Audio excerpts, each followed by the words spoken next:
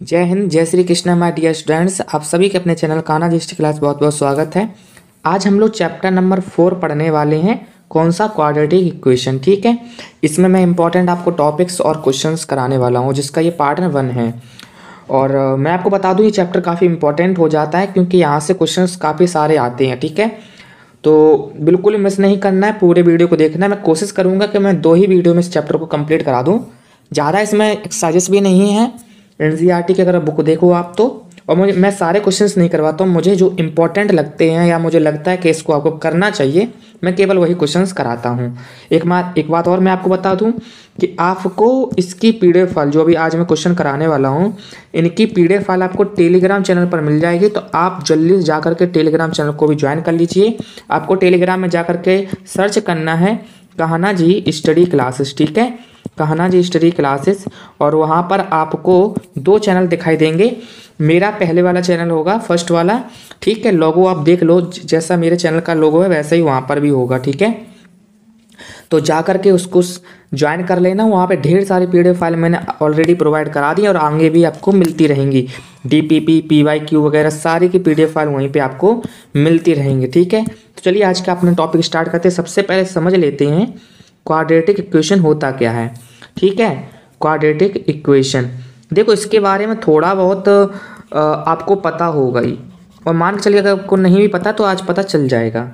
अच्छा, मैंने आपको इक्वेशन के बारे में पिछले चैप्टर में बताया था, इक्वेशन के बारे में, और इसके बारे में बहुत अच्छे से मैंने बताया था। पूरा एक वीडियो मैंने इसी पे बनाया था, जहाँ मैंने आपको अच्छे समझाया था quadratic equation, linear equation, cubic equation क्या होता है। ठीक है, और इक्वेशन के बारे में भी बहुत अच्छे समझाया था, पर यहाँ पर भी थोड़ा सा जान लो। अगर आपने पिछले वाला वीडियो नहीं देखा, पिछले वाला चैप्टर नंबर 3 आपने कंप्लीट नहीं किया, तो वो भी कर लेना, बहुत ज़रूरी चैप्टर है वो। ठीक है, आपने चैप्टर नंबर 3 में लीनियर इक्वेशन पढ़ा है। ओके, कौन सा चैप्टर पढ़ा है आपने? Linear equation. और लीनियर इक्वेशन का मतलब होता है जिसकी डिग्री होती है 1। क्या होती है? डिग्री 1 होती है। और यहाँ इक्वेशन आप पढ़ने वाले क्वाड्रेटिक, और क्वाड्रेटिक में जो डिग्री होती है वो होती है 2। कितनी डिग्री होती है? 2 डिग्री होती है। ठीक है, अब ये डिग्री क्या है तो मैंने आपको बताया था, कोई भी एक इक्वेशन हो, कोई भी एक अलजेब्रा एक्सप्रेशन हो, मान के चलिए ऐसा मैं कुछ लिख देता हूँ, कोई भी हो, कितने वेरिएबल का हो, उसमें जो हाईएस्ट पावर आपको दिखाई दे रही हो, highest power of equation is called degree. तो यहाँ पर अगर आप हाईएस्ट पावर देखो तो कितना दिखाई दे रहा है? 3। तो इसलिए इसकी डिग्री कितनी होगी? इस इक्वेशन की डिग्री कितनी होगी? 3 होगी। मान के चलिए मैं इस 3 को ख़त्म कर देता तो फिर इसकी डिग्री कितनी होती? 2 होती। ठीक है, और अगर मान के चलिए मैं इसको भी ख़त्म कर देता तो फिर इसकी डिग्री कितनी होती? तो इसकी डिग्री फिर हो जाती 1। ओके, और डिग्री के अकॉर्डिंग ही इक्वेशंस के नाम रखे गए। ठीक है, अगर आपकी डिग्री 1 है, इक्वेशन की डिग्री 1 है तो लीनियर बोला गया। क्या कहा गया? लीनियर। अगर डिग्री 2 है तो उसे क्वाड्रेटिक बोला गया, क्वाड्रेटिक। अगर डिग्री 3 है तो उसे क्यूबिक बोला गया। ठीक है, तो इस तरह से इनको क्या किया गया? इनको अलग अलग डिवाइड किया गया है। आपने डिग्री 1 की लीनियर इक्वेशन को तो पढ़ ही लिया है, आज हम लोग क्वाड्रेटिक इक्वेशन को पढ़ने वाले हैं। तो इतना तो आपको क्लियर हो गया कि इसमें डिग्री क्या होती है? 2 होती है। ठीक है, अब एक एग्जाम्पल के थ्रू समझ लेते हैं। जैसे कि मैंने लिखा 2x² + 5x + 3 = 0। तो यहाँ पर अगर आप नोट करो तो इसकी डिग्री कितनी है? 2 है। तो इसलिए ये कौन सा इक्वेशन है? क्वाड्रेटिक इक्वेशन है। ठीक है, अच्छा मैंने जैसे एक और लिखा है इक्वेशन, x + 3 x - 2 = 0। क्या ये क्वाड्रेटिक इक्वेशन है? तो अभी आपको बता पाना मुश्किल है भाई, क्योंकि अभी तो आपको डिग्री 1 दिख रही है ना। वेरिएबल की जो डिग्री है वो कितनी दिख रही है? 1। तो लेकिन ये अभी सही फॉर्म में नहीं है, तो अभी हम कुछ नहीं कह सकते। तो इससे पहले सॉल्व करेंगे। तो x का x में मल्टीप्लाई x²। ठीक है, फिर x का 2 में होगा तो -2x, 3 का x में होगा तो +3x, और फिर 3 का -2 में होगा 6 = 0। यहाँ से x² जैसा है वैसा ही बना रहेगा। इन दो को सॉल्व करेंगे तो प्लस का x बचेगा और माइनस का 6 = 0। अब देखो ध्यान से, तो यहाँ पर आपको क्या दिख रहा है? डिग्री 2 दिख रही है। इसका मतलब ये कौन सा इक्वेशन है? क्वाड्रेटिक इक्वेशन है। ठीक है, कौन सा इक्वेशन है, क्वाड्रेटिक इक्वेशन है। इतनी बात आपको क्लियर हुई। अब ये जान लेते हैं क्वाड्रेटिक इक्वेशन को पहचानने का सबसे सिंपल तरीका क्या है, कैसे जानेंगे कोई क्वाड्रेटिक इक्वेशन है। तो इसका एक स्टैंडर्ड फॉर्म होता है। क्या होता है, इसका एक स्टैंडर्ड फॉर्म होता है, उसको आप देख लो तो आप जान जाओगे कोई इक्वेशन क्वाड्रेटिक इक्वेशन है या फिर नहीं है। तो इसका स्टैंडर्ड फॉर्म होता है ax² + bx + c, ठीक है, जिसमें पहला जो आपका आएगा x या कोई भी वेरिएबल आएगा उसके ऊपर स्क्वायर होगा, उसका ये जो a है वो कोफिशिएंट है, फिर उसके बाद आता है उसका सिंगल पावर वाला, ठीक है, और ये क्या है आपका, ये भी आपका कोफिशिएंट है x का, और ये c जो होता है ये क्या होता है, कांस्टेंट होता है, कांस्टेंट होता है, ठीक है, और इक्वल में होता है इसके 0। तो ये होता है इसका एक जनरल या स्टैंडर्ड फॉर्म किसका, क्वाड्रेटिक इक्वेशन का, ठीक है, ये है क्वाड्रेटिक इक्वेशन का जनरल फॉर्म या स्टैंडर्ड फॉर्म। अब थोड़ा बहुत और जान लेते हैं क्वाड्रेटिक इक्वेशन के बारे में। तो यहाँ पर हम क्वाड्रेटिक इक्वेशन के बारे में थोड़ा बहुत और जानेंगे। देखिए, in general a real number is alpha, ठीक है, अगर कोई मान चलिए कि रियल नंबर अल्फा है, is called a root of the quadratic equation. देखो क्वाड्रेटिक इक्वेशन तो आप जान गए क्या होता है, अब जानो कि रूट क्या होता है। अब क्या जानने वाले हो आप, रूट क्या होता है, ठीक है। क्वाड्रेटिक इक्वेशन में रूट कौन सी चिड़िया का नाम है। तो कोई एक रियल नंबर अल्फा है जो क्वाड्रेटिक इक्वेशन का रूट कहा जाएगा अगर ax² + bx + c = 0। ये क्या एक स्टैंडर्ड फॉर्म है किसका, क्वाड्रेटिक इक्वेशन का। a ≠ 0, जहाँ पर a 0 के इक्वल ना हो, और α² + b अल्फा, ठीक है, + c = 0 हो, तो we also say that x जो होगा वो क्या होगा, अल्फा होगा, is a solution of the quadratic equation, और that alpha satisfy the quadratic equation. अब आप कहोगे सर ये क्या था, कुछ भी समझ में नहीं आया, इससे तो अच्छा मैं बुक से देख लेता, कुछ पढ़ नहीं पड़ा। ओके कोई बात नहीं, अभी पढ़ ले पड़ेगा, चिंता क्यों करते हो। देखो इन्होंने क्या कहा, देखो इन्होंने कहा कि ax² + bx + c = 0। एक क्या है, ये एक स्टैंडर्ड फॉर्म है। मान चलिए स्टैंडर्ड फॉर्म ना बोल के ये कह देते हैं कि एक इक्वेशन है, क्वाड्रेटिक इक्वेशन है, ठीक है। इसमें मैंने क्या किया, x की वैल्यू मैंने अल्फा रखी, ठीक है, x की वैल्यू मैंने क्या रखी, अल्फा पुट की मैंने, ठीक है। अब यहाँ पर जब मैंने अल्फा पुट किया तो a × α² होगा + b × अल्फा होगा और प्लस में c होगा, और जब मैं इसको सॉल्व करूं तो इक्वल में आ जाए 0, इक्वल में क्या आ जाए, 0 आ जाए, तो मैं ये कहूँगा कि जो x की वैल्यू है वो क्या है, अल्फ़ा है, और अल्फ़ा ये जो अल्फ़ा ये रूट है, ये रूट है इस इक्वेशन का, क्या है, ये रूट है। कम समझ में आया, एक एग्जाम्पल से समझो आपको आ जाएगा। मान के चलिए एक इक्वेशन है 2x², ठीक है, 2x², और यहाँ पे ले लें प्लस में 2x, और यहाँ पे कितना ले लें, नहीं यहाँ पे 2 ना लो, यहाँ पे ले रहे 3 ले लो, ठीक है, और यहाँ पर हमने ले लिया -5 = 0। ये एक इक्वेशन ले ली मैंने, ठीक है, ये क्या आपकी एक क्वाड्रेटिक इक्वेशन है। अब बस समझना, अब मैं क्या करूँ, यहाँ पर इस इक्वेशन में x की वैल्यू मैंने 1 पुट की, x की वैल्यू कितनी पुट की मैंने, 1 पुट की। तो देखना ध्यान से क्या होगा, यहाँ मैं x की वैल्यू 1 पुट कर रहा हूँ, तो 2 × x की वैल्यू मैंने 1 पुट की और इसका स्क्वायर हो जाएगा, प्लस 3 × 1 मैंने पुट किया -5। 1 का स्क्वायर 1 होता है, 1 का 2 में मल्टीप्लाई होगा तो कितना हो जाएगा, 2 हो जाएगा, ठीक है, कितना हो जाएगा 2, प्लस 3 बन जाए कितना होता है 3, और माइनस का कितना 5, ठीक है। अभी इक्वल में 0 मत लिखो क्योंकि अभी तो हम सॉल्व कर रहे हैं, इक्वल में 0 तो हमें लाना है, ठीक है। तो देखो ध्यान से, अब यहाँ ध्यान से देखना, तो ये 2 और 3 ऐड हो जाएगा, ये 2 और 3 क्या हो जाएगा, ऐड हो जाएगा, तो कितना हो गया 5, और ये पहले से भी -5 लिखा, तो कट के कितना आंसर आया, 0 आ गया। तो जब मैंने x की वैल्यू 1 रखी तब इस इक्वेशन की वैल्यू कितनी आ गई, 0 आ गई। तो इसका मतलब ये जो 1 है ये रूट होगा इस इक्वेशन का। क्या होगा, रूट होगा। ये 1 जो है रूट होगा इस इक्वेशन का, या दूसरी लैंग्वेज में कहेंगे कि ये 1 सॉल्यूशन होगा इस इक्वेशन का। 1 क्या होगा, सॉल्यूशन होगा इस इक्वेशन का। बात समझे?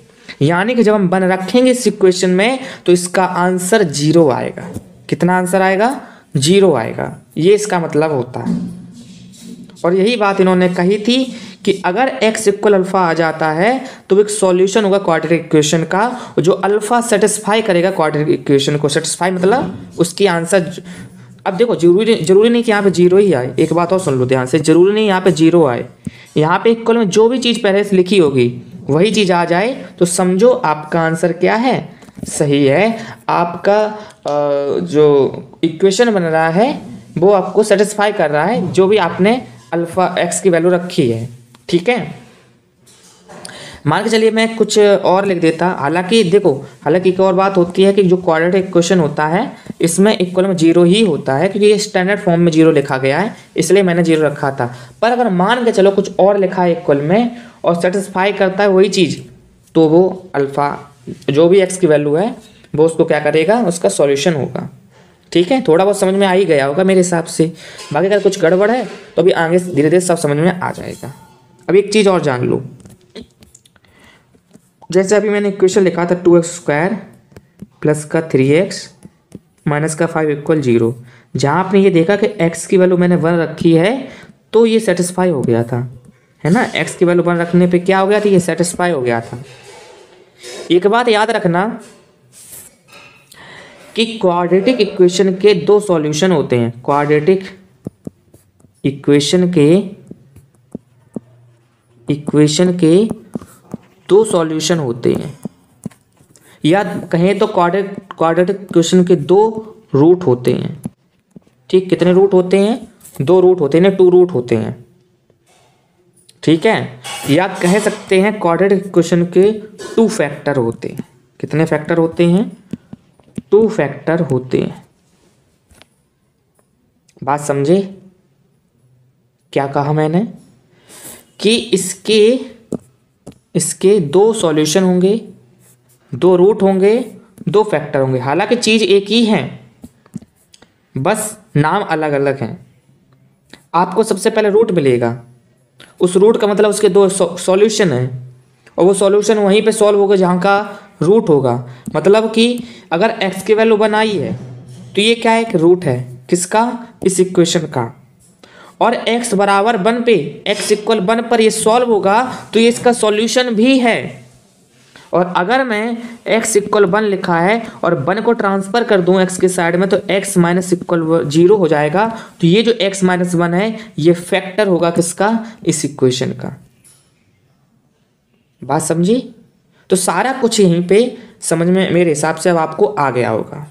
ठीक है, सॉल्यूशन, रूट, फैक्टर सब कुछ वही होता है, वही x होता है, उसी x की वैल्यू होती है। ओके, अब हम लोग टॉपिक पे पहुंचते हैं और थोड़ा सा ध्यान देते हैं। नोट पॉइंट भी इसमें दिया था, उसको भी थोड़ा देख लेते हैं।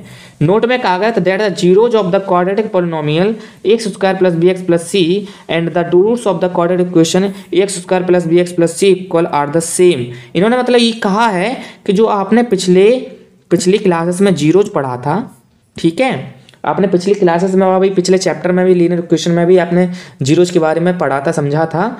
वो जो जीरोज होते हैं पॉलिनोमियल का, इक्वेशन में उसी को हम लोग रूट कहते हैं। इक्वेशन में उसी को हम लोग रूट कहते हैं। पॉलिनोमियल में जिसे हम जीरोज कहते हैं, इक्वेशन में हम उसको रूट कहते हैं। ठीक है, क्या कहते हैं, रूट कहते हैं। नाम वही, सॉरी चीज़ वही, नाम अलग अलग। ठीक है ना, चीज़ वही है, वही x की वैल्यू को जो हम जीरोज कहते थे, अब उसी x की वैल्यू को हम रूट कहेंगे इक्वेशन के फॉर्म में। ठीक है, अभी जब आप चैप्टर नंबर 2, सॉरी 3 मैंने बोल दिया था गलती से, 3 नहीं, चैप्टर नंबर 2 में आप जब पॉलिनोमियल पढ़ा है, अभी पढ़ोगे आप मेरे थ्रू या आपने पढ़ा होगा, तो पॉलिनोमियल में क्या होता है, जीरो जाता है। वही पॉलिनोमियल के इक्वल में अगर हम 0 रख देते हैं तो इक्वेशन बन जाता है, और उसी इक्वेशन के लिए x की वैल्यू रूट कहती है, उसी को क्या कहते हैं, रूट कहते हैं। बात समझ में आया? ठीक है, चलिए तो अब हम लोग आगे बढ़ते हैं और पहला क्वेश्चन हम लोग करते हैं। इसमें देखो क्या दिया गया क्वेश्चन में, पहले बोला क्या गया वो देख लेते हैं। Find the roots of the following quadratic equation by factorisation. हमें क्या करना है, फैक्टराइजेशन करना है, फैक्टर करना है और इनके रूट फाइंड करने हैं। आपको एक चीज़ क्लियर रहनी चाहिए कि यहाँ पर जो इसकी डिग्री है या फिर बोले क्वाड्रेटिक इक्वेशन है तो इसके कितने फैक्टर होंगे, 2 फैक्टर होंगे, 2 इसके क्या होंगे, रूट होंगे, और 2 ही इसके क्या होंगे, सॉल्यूशन होंगे। ठीक है, सब कुछ क्या होगा, 2 होगा। तो चलो पहला वाला क्वेश्चन करते हैं। देखो पहले क्वेश्चन लिख लेते हैं, क्या दिया गया है। क्वेश्चन 1 क्या दिया गया है, x² माइनस का 3x माइनस का 10 इक्वल में 0। ये आपको क्वेश्चन दिया गया है। अब इसको सॉल्व कैसे करते हैं, सुनो ध्यान से, बहुत ध्यान से देखना कैसे सॉल्व करते हैं। सबसे पहले इस नंबर का जो कि कांस्टेंट है इसका मल्टीप्लाई कराते हैं जो भी आपके x² का कोफिशिएंट हो। ध्यान सुनो, जो भी आपके x² का कोफिशिएंट हो उससे मल्टीप्लाई कराते हैं कांस्टेंट का। ठीक है, अब यहाँ पर कोफिशिएंट का कोई भी यहाँ पर x² का कोई भी कोफिशिएंट नहीं था तो यहाँ पर 1 है। ठीक है, x² का कोफिशिएंट जो कि यहाँ पे कितना है, 1, और कांस्टेंट यहाँ पे कितना दिया गया है, माइनस का 10। तो इन दोनों का हमें कराना है मल्टीप्लाई। ठीक है, पहला स्टेप है ये, स्टेप फर्स्ट, स्टेप क्या है, फर्स्ट है। ठीक है, आपने मल्टीप्लाई करा लिया और ये सारा काम आपको कहाँ करना है, अपने मन में करना है या कहीं पे रफली आपको नोट कर लेना है। ठीक है, तो पहला काम आपको समझ में आया। दोबारा से रिपीट कर दूं कि इस कांस्टेंट का मल्टीप्लाई इस कोफिशिएंट से कराएंगे तो कितना आया, 1 इंटू माइनस का 10 इक्वल में आया माइनस का 10। अब आपको सेकंड स्टेप में क्या करना है, अब आपको एक ऐसा नंबर सोचना है। ठीक है, पहले तो इसको देखो, x का कोफिशिएंट देखो कितना है, x का कोफिशिएंट है माइनस का 3। x का कोफिशिएंट कितना है, माइनस का 3। अब आपको ऐसे 2 नंबर्स सोचने हैं, ध्यान सुनना, आपको ऐसे 2 नंबर सोचने हैं जिनको अगर हम मल्टीप्लाई कराएं तो माइनस का 10 आ जाए, जिनका अगर हम मल्टीप्लाई कराएं तो माइनस का 10 आ जाए, और अगर प्लस या माइनस कराएं तो माइनस का 3 आ जाए। बात समझी? ठीक है, ध्यान से सुनना। अब 1-2 क्वेश्चन करेंगे तब आपको अच्छे समझ में आएगा, अगर आप पहली बार समझ रहे हो तो, और अगर आप एक बार समझ चुके हो तो बहुत अच्छी बात है। ठीक है, देखो तो हम एक नंबर सोचते हैं जिनका मल्टीप्लाई करने पे कितना आए, 10 आए माइनस का। तो मेरे अकॉर्डिंग मुझे लगता है कि माइनस का 5 इंटू अगर 2 कराया जाए तो माइनस का 10 आ जाएगा। 5 2 10 माइनस का माइनस, और अगर माइनस के 5 में मैं 2 को ऐड कर दूं तो प्लस माइनस माइनस हो जाएगा, और माइनस का साइन बड़ा, माइनस का 5 बड़ा इसलिए माइनस का साइन आएगा। तो ये बताओ बिल्कुल सही है। ठीक है, तो इसका मतलब मैंने जो नंबर सोचा बिल्कुल सही है। तो अब क्या करेंगे, अब इस x² को जैसा है वैसा ही लिख दो, इस माइनस के 10 को भी जैसा है वैसा ही लिख दो। बस एक काम करो, क्या काम करो, इस माइनस के 3x को अब माइनस का 5 + 2 लिखो। तो माइनस के 3x को माइनस के 5x और प्लस का 2x लिख दिया। बात समझे? जो ये माइनस का 3x था उसके प्लेस पर मैंने माइनस का 5x और प्लस का 2x लिख दिया। ठीक है, अब आगे के पेज पे इसको देखते हैं। तो देखो x² था माइनस का 5x प्लस का 2x और क्या था, माइनस का 10 इक्वल में था 0। ठीक है, यहाँ से 0 लिखना मैं भूल गया, चलो लिख दिया। अब देखो थर्ड स्टेप क्या है आपका, अब आपको 2-2 के पेयर बनाने इस तरह से। ठीक है, इस तरह से क्या बनाने, पेयर बनाना है। अब इस वाले पेयर में ये ध्यान दो, इस वाले पेयर में ये ध्यान दो, ठीक है, कि इसमें क्या आपको कॉमन दिखाई दे रहा है। तो मुझे दिख रहा है x, यहाँ से भी दिख रहा है x, और एक x दिख रहा है। ठीक है ना, क्योंकि x की पावर 2 है, इसका मतलब यहाँ पे टोटल 2x हैं, जिसमें से मुझे एक x कॉमन लेना, तो मैंने एक x कॉमन ले लिया। तो यहाँ से केवल एक x बचा, और यहाँ से बचा सिर्फ और सिर्फ माइनस का 5, x तो चला गया है, प्लस। अब इस वाले में देखो ध्यान से, इस वाले में यहाँ से आपको क्या कॉमन दिख रहा है, तो यहाँ से 2 और यहाँ से भी 2। कैसे यहाँ से 2 कैसे हुआ, क्योंकि 5 का मतलब होता है 5 × 2, तो ये 2 कॉमन है, तो मैंने 2 कॉमन ले लिया। अब जब मैंने 2 कॉमन ले लिया तो यहाँ से सिर्फ बचा कितना, x। इधर से ध्यान देना फिर से, 5 × 2 होता है 10 का फैक्टर, जिसमें 2 तो चला गया है, तो कितना बचा, केवल 5 बचा, और इक्वल में कितना है, 0। ठीक है, इक्वल में कितना है, 0 है। चलो मैं इसको थोड़ा सा साफ कर दूं ताकि आपको जब नोट करो तो गंदा ना दिखाई दे। ओके, चलो तो इसके बाद अब ध्यान दो, अब बच्चा पार्टी ध्यान दो। अगर आप क्वेश्चन कर रहे हो और इस स्टेप में, स्टेप 3 में ये वाला पोर्शन आ जाए इस तरह से सेम सेम, यानी ब्रैकेट में जो नंबर आपके आए वो सेम आ जाए, तो समझ लेना आप क्वेश्चन जो है सही कर रहे हो। अगर गलत, अगर ये अलग है और ये अलग है, समझ लेना आपने क्वेश्चन कहीं मिस्टेक किया है, क्योंकि ये हमेशा और हमेशा सेम आने चाहिए। और जब ये आपके हमेशा सेम आ जाएं तो यहाँ ध्यान दो कितने टर्म हैं, तो यहाँ पर ध्यान दो 2 टर्म हैं, जिसमें से ये और ये आपको दिख रहा है कॉमन, तो इसको ले लो कॉमन। x - 5 को मैंने ले लिया कॉमन, दूसरा ब्रैकेट लगाओ। अब इस x - 5 में ये तो चला गया, इतना पोर्शन ये तो चला गया, कितना बचा, सिर्फ ये x बचा है, तो मैंने इस x को लिखा। इससे ये वाला पोर्शन तो चला गया ये कॉमन में, तो बचा कितना, +2 बचा, और इक्वल में कितना है, 0। तो लीजिए अब हमने फैक्टर प्राप्त कर लिए हैं, फैक्टर हमें मिल चुके हैं। देखो पहले स्टेप देखो, इस स्टेप में हमारा क्या मिल गया हमको, ये देखो 2 फैक्टर मिल गए। कितने फैक्टर मिले हमें, 2 फैक्टर मिल चुके हैं। और जैसा कि मैंने कहा था कि क्वाड्रेटिक इक्वेशन है तो आपको 2 फैक्टर मिलेंगे, तो आपको मिल चुके हैं। और अब हम इन्हीं फैक्टर से क्या निकालने वाले हैं, रूट्स निकालने वाले हैं। तो आपको क्या क्या मिला था, x - का 5 और x + का 2, ये 2 मिले थे। तो मैंने दोनों ही फैक्टर को 0 के इक्वल में रखूँगा। किसके इक्वल में रखूँगा, 0 के। तो यहाँ मैं अगर इसको सॉल्व करूँ तो x की वैल्यू आ जाती है 5। कैसे आई, देख लो ध्यान से। जब ये -5 0 के साइड में जाएगा तो +5 बन जाएगा, x की वैल्यू 5 आ गई। अगर मैं इसमें देखो तो ये 2 0 के साइड में जाएगा तो -2 हो जाएगा, तो x की वैल्यू आई -2। तो ये और ये 2 हमें क्या मिल चुके हैं, इसके रूट मिल चुके हैं। ठीक है, पहला रूट है आपका 5, दूसरा रूट है -2। तो इस तरह से आपको रूट्स निकालने हैं। आई होप आपको समझ में आया होगा क्वेश्चन। अब जल्दी से आप चाहो तो नोट कर लो जल्दी से। चलो अब मैं एक रूट वाला क्वेश्चन और करा देता हूँ, 3rd वाला मैं आपको होमवर्क में दे दूंगा। तो √2x² + 7x + 5 + √2, 5√2 है ना। चलो तो √2x² + 7x + 5√2 = 0। इस क्वेश्चन को हमें करना है, ये आपका सेकंड क्वेश्चन है। ठीक है, तो देखो कैसे करेंगे, याद करो स्टेप फर्स्ट क्या था, हमें इस कांस्टेंट का मल्टीप्लाई कराना है, वो भी मन में, किसमें, x² के कोफिशिएंट में। तो 5√2 था, इसका मल्टीप्लाई √2 में कराया, तो √2 का √2 में मल्टीप्लाई होता तो 2 हो जाता, तो 5 2 जा हो गया कितना, 10। यानी जब मल्टीप्लाई कराया तो हमारा आंसर आया 10। ठीक है, तो पहले चीज़ क्लियर हो गई कि हमारा मल्टीप्लाई कराने पे 10 आ रहा है। कितना आ रहा है, 10।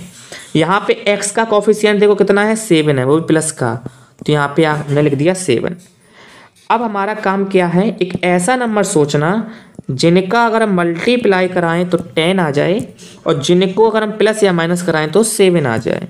तो मेरे माइंड में एक ही नंबर आ रहा है, 5 2 जा होता है 10, और 5 में अगर मैं 2 को ऐड करूं तो कितना आ जाता है, 7। तो सिंपल सा हम लोग यही करने वाले हैं। ठीक, मैं इसको इरेज कर रहा हूं और लिखने वाला हूं मैं यहाँ पे दूसरे कलर से लिख देता हूं। कौन सा कलर ले लूं, चलो छोड़ो यही कलर ठीक है। तो देखो, तो √2 ब्लैक ले लेता हूँ, √2x², ये तो मुझे लिखना ही सेम, और ये 5√2 भी मुझे सेम टू सेम लिखना है। इस 7x को क्या लिखने वाला हूँ मैं, 5x + का 2x और प्लस का ये, और इक्वल में क्या चल रहा है, 0। फिर मैंने आपको क्या बताया था, मैंने आपको बोला था कि 2 के पेयर्स बना लो। इस तरह से क्या बना लो, उसके 2 के पेयर्स। तो 2 के पेयर्स बना लिए। अब देखो ध्यान से बच्चा पार्टी, यहाँ पर आपको क्या कॉमन दिखाई दे रहा है, तो x कॉमन दिख रहा है, only and only x common दिख रहा है, ले लो। यहाँ से बचा √2 और एक x भी बच गया है तो उसको भी लिख लो, प्लस यहाँ से केवल 5 बच रहा है तो लिख लो, प्लस यहाँ से देखो कॉमन क्या दिख रहा है आपको यहाँ से, तो यहाँ से आप थोड़ा सा आपको लग रहा होगा अरे यहाँ तो x भी कॉमन नहीं, कोई नंबर भी कॉमन नहीं दिख रहा है। अगर मैं इस 2 को देखूँ, इस 2 को चाहूँ तो क्या लिख सकता हूँ, इस 2 को चाहूँ तो क्या लिख सकता हूँ, देखना ध्यान से। मैं इसे √2 इंटू क्या लिखूँगा, मैं इसे √2 इंटू √2 लिख सकता हूँ। क्या लिख सकता हूँ, √2 इंटू √2, ठीक है। कैसे, देखो √2 इंटू √2 इक्वल होता है 2, तो 2 के प्लेस पर हम ये भी तो लिख सकते हैं, बिल्कुल लिख सकते हैं, तो मैंने वही किया है। अब ध्यान देना यहाँ पे, तो √2 और √2 कॉमन मिल गया मुझे, तो यहाँ से कितना बचा, केवल √2x बचा, और प्लस में यहाँ से कितना बचा, केवल 5 बचा, और इक्वल में क्या चल रहा है, 0, ठीक है। अब देखना ध्यान से, ये और ये बिल्कुल सेम हो गया, तो मतलब हम लोग क्वेश्चन जो कर रहे हैं बिल्कुल सही कर रहे हैं। तो √2x प्लस 5 पूरे से मैंने कॉमन ले लिया, तो यहाँ से केवल क्या बचा है, x प्लस यहाँ से कितना बचा है, √2 बचा है, लीजिए। और इस तरह से हमारा इक्वल में कितना है, 0। तो हमें फैक्टर मिल चुके हैं। अब जब फैक्टर मिल गए हैं तो अब हम आसानी से क्या निकाल सकते हैं, इसके रूट निकाल सकते हैं। तो पहला जो फैक्टर था √2x प्लस 5 इक्वल में 0, और दूसरा था हमारा x प्लस √2 इक्वल में 0। अब यहाँ पे ध्यान दो, तो अगर मैं इसको 5 को उधर ले जाऊँगा तो √2x इक्वल में -5 आएगा, और अगर मैं x की वैल्यू निकालूंगा यहाँ से तो -5 के अपॉन में आ जाएगा √2, -5 के अपॉन में क्या आ जाएगा, √2। इस तरह से यहाँ पे देखो तो x की वैल्यू सीधा सीधा क्या आएगी, -√2 आ जाएगी। तो ये एक x की वैल्यू हो गई और ये एक x की वैल्यू हो गई। तो इस तरह से हमारे दो क्या निकल के आ जाते हैं, रूट निकल के आ जाते हैं। तो इस तरह से ये वाला भी क्वेश्चन आपको करना था, देख लो ध्यान से और स्क्रीनशॉट ले डालो। अब ये आपका लास्ट वाला क्वेश्चन बचा, ये आपका होमवर्क है, इसको आपको होमवर्क में करना है। अगर आप ये 2 अच्छे समझे हो तो आपको ये क्वेश्चन आप आसानी से कर लोगे, बहुत कुछ कठिन नहीं है इसमें, ठीक है। और जब आप ये क्वेश्चन अच्छे से कर लो तो समझ लेना अब आप तैयार हो चुके हो, और ज़्यादा क्वेश्चन करना, आप अपनी बुक से क्वेश्चन करना। बाकी मैं जल्दी ही आपको उसकी DPP भी प्रोवाइड करा दूंगा, फिर उससे आप क्वेश्चन करना, ठीक है। अब हम लोग क्वेश्चन थोड़े से करते हैं प्रॉब्लम सॉल्विंग वाले, ओके। पहला क्वेश्चन जो आपको दिया जा रहा है, इस क्वेश्चन को मैं आपको बता दूं, इस क्वेश्चन में हमें सिर्फ इक्वेशन बनानी है। क्या बनाना है आपको, सिर्फ इक्वेशन बनानी है, तो इसको सॉल्व नहीं करना है, ठीक है। तो देख लेते हैं कैसे इक्वेशन को बनाते हैं। सबसे पहले क्वेश्चन को पढ़ते हैं बहुत ध्यान से। क्या कहा है इन्होंने, the area of rectangular plot is 528 metre square. मतलब हमें एरिया दिया है इन्होंने, क्या दिया है, हमें एरिया दिया है, एरिया ऑफ प्लॉट कितना दिया है, 528 मीटर स्क्वायर। ये आप क्या कर रहे हो, आंसर कर रहे हो, ठीक है। आगे देखो, the length of the plot in metres is 1 more than twice its breadth. देखो बहुत ध्यान से देखना, ये क्या कह रहे हैं। इन्होंने कहा कि जो लेंथ है, ये जो लेंथ है वो 1 मोर देन है, मतलब एक ज़्यादा है, और किससे ज़्यादा, ट्वाइस से। किसके ट्वाइस से, ब्रेथ के ट्वाइस से ज़्यादा है। मतलब कि अगर ब्रेथ x है, अगर ब्रेथ x मीटर है तो x का 2 टाइम्स, और फिर उसमें 1 जब ऐड कर देंगे तब जाकर के हमें लेंथ मिलेगा। 1 मोर देन मतलब एक ज़्यादा है ट्वाइस से, किसके ट्वाइस से, ब्रेथ के ट्वाइस से। तो इस तरह से अगर हम लेंथ की बात कर लें, अगर हम लेंथ की बात कर लें तो ब्रेथ का ट्वाइस और फिर उसमें एक जब ऐड करेंगे तब कुल मिलाकर के हमें क्या मिलता है, हमें कुल मिलाकर के लेंथ मिलती है, ठीक है। तो ये हमें ब्रेथ मिल गया और ये हमें लेंथ मिल गया। अब एरिया ऑफ रेक्टेंगल होता क्या है, जल्दी से बताइए, एरिया ऑफ रेक्टेंगल क्या होता है। तो एरिया ऑफ रेक्टेंगल होता है लेंथ इंटू ब्रेथ, क्या होता है area of rectangle, length into breadth. और ध्यान दो एरिया ऑफ रेक्टेंगल हमें पहले से गिवन है कितना 528, तो 528 लिख लिया। अच्छा लेंथ कितनी है हमारी, तो लेंथ भी हमने निकाल चुके हैं 2x + 1, 2x + का 1। और ब्रेथ हमारी कितनी है x है, ब्रेथ कितनी है x है। तो थोड़ा सा हम इसको सॉल्व करते हैं। एक काम करते हैं, अब आपका राइट हैंड साइड है और ये क्या है लेफ्ट हैंड साइड है, तो मैं इसको उधर और उसको उधर भी लिख सकता हूँ। तो मैं क्या कर रहा हूँ, मैं इसको लिख रहा हूँ 2x + 1 x और इक्वल में 528। ठीक है, ऐसे भी मैं लिख सकता हूँ, इसमें कोई प्रॉब्लम नहीं है। अब देखो इसको सॉल्व कर रहे हैं, तो कैसे सॉल्व करते ध्यान देना। इस x का सबसे पहले मल्टीप्लाई 2x से कराया जाएगा, तो 2x² हो गया, प्लस फिर इस x का मल्टीप्लाई इस 1 में कराएंगे तो क्या हो जाएगा x हो जाएगा। और ये जो 528 इक्वल में लिखा हुआ है। अब आपको याद होगा तो स्टैंडर्ड फॉर्म क्या होता है क्वाड्रेटिक इक्वेशन का, a² + bx + c इक्वल में 0, यानी इक्वल में क्या आएगा 0। तो हमें अगर इक्वल में 0 लाना है तो 528 को ट्रांसफ़र करना होगा इस साइड में। ठीक है, और अभी क्योंकि ये प्लस में है तो इस साइड जब ये ट्रांसफ़र होगा तो किस में हो जाएगा माइनस में। तो अगर मैं फाइनल आंसर लिखूँ तो क्या आएगा 2x² + x माइनस के 528 इक्वल में 0। तो ये आपका आ जाता है आंसर। ठीक है, ये आपका क्या आ गया आंसर। देखो इसे सॉल्व नहीं करना है, फिर से सुन लो, क्योंकि ये आपका जिस एक्सरसाइज से दिया गया एनसीईआरटी में ये 4.2 से है, 2 या 1 से है, ये 4.1 से है। आप चेक कर लेना। तो इसे सिर्फ और सिर्फ हमें क्या करना है, इसको इसकी इक्वेशन निकालनी है केवल। ठीक है, और अगर आप सॉल्व करना चाहो तो सॉल्व भी कर सकते हो, कोई प्रॉब्लम नहीं है। थोड़ी सी कैलकुलेशन हार्ड हो जाएगी बस। ओके, इसीलिए इस तरह के इक्वेशन को केवल उन्होंने बनाने के लिए दिया ताकि आपको ये प्रैक्टिस हो जाए कैसे हम इक्वेशन को बनाते हैं। ठीक है, चलिए अब देखते हैं अगला क्वेश्चन। अब मैं इसको इरेज करने वाला हूँ, जल्दी से इसको नोट कर लो, जल्दी से स्क्रीनशॉट ले लो, नोट कर लो। और मैंने इसको कर दिया इरेज, इसको भी करने वाला हूँ इरेज। ठीक है, अब अगला क्वेश्चन देखो, इस क्वेश्चन को आपको सॉल्व करना है। ठीक है, इसको क्या करना है सॉल्व करना है। ओके, चलो देखते हैं, इसको सॉल्व करते हैं कैसे। देखो क्या लिखा है इसमें, एक cottage industry produce a certain number of pottery article in a day. ठीक है, एक इंडस्ट्री है जो हर रोज क्या करती है आर्टिकल्स को बनाती है। ठीक है, it was observe on a particular day, उन्होंने एक दिन ऑब्जर्व किया क्या कि the cost of production of each article in rupee was 3 more than twice the number of articles produced on that day। इन्होंने क्या नोट किया है कि किसी दिन जितने आर्टिकल बने हैं उसके ट्वाइस से 3 ज़्यादा उसके प्राइस है। ठीक है, मतलब कि अगर मैं यहाँ पर लेट करूँ, let the number of article, मान के चलो x आर्टिकल बनते हैं किसी दिन पर्टिकुलर डे, मैं मान के चलता हूँ x आर्टिकल बने, तो उसका जो कॉस्ट होगा यानी कॉस्ट ऑफ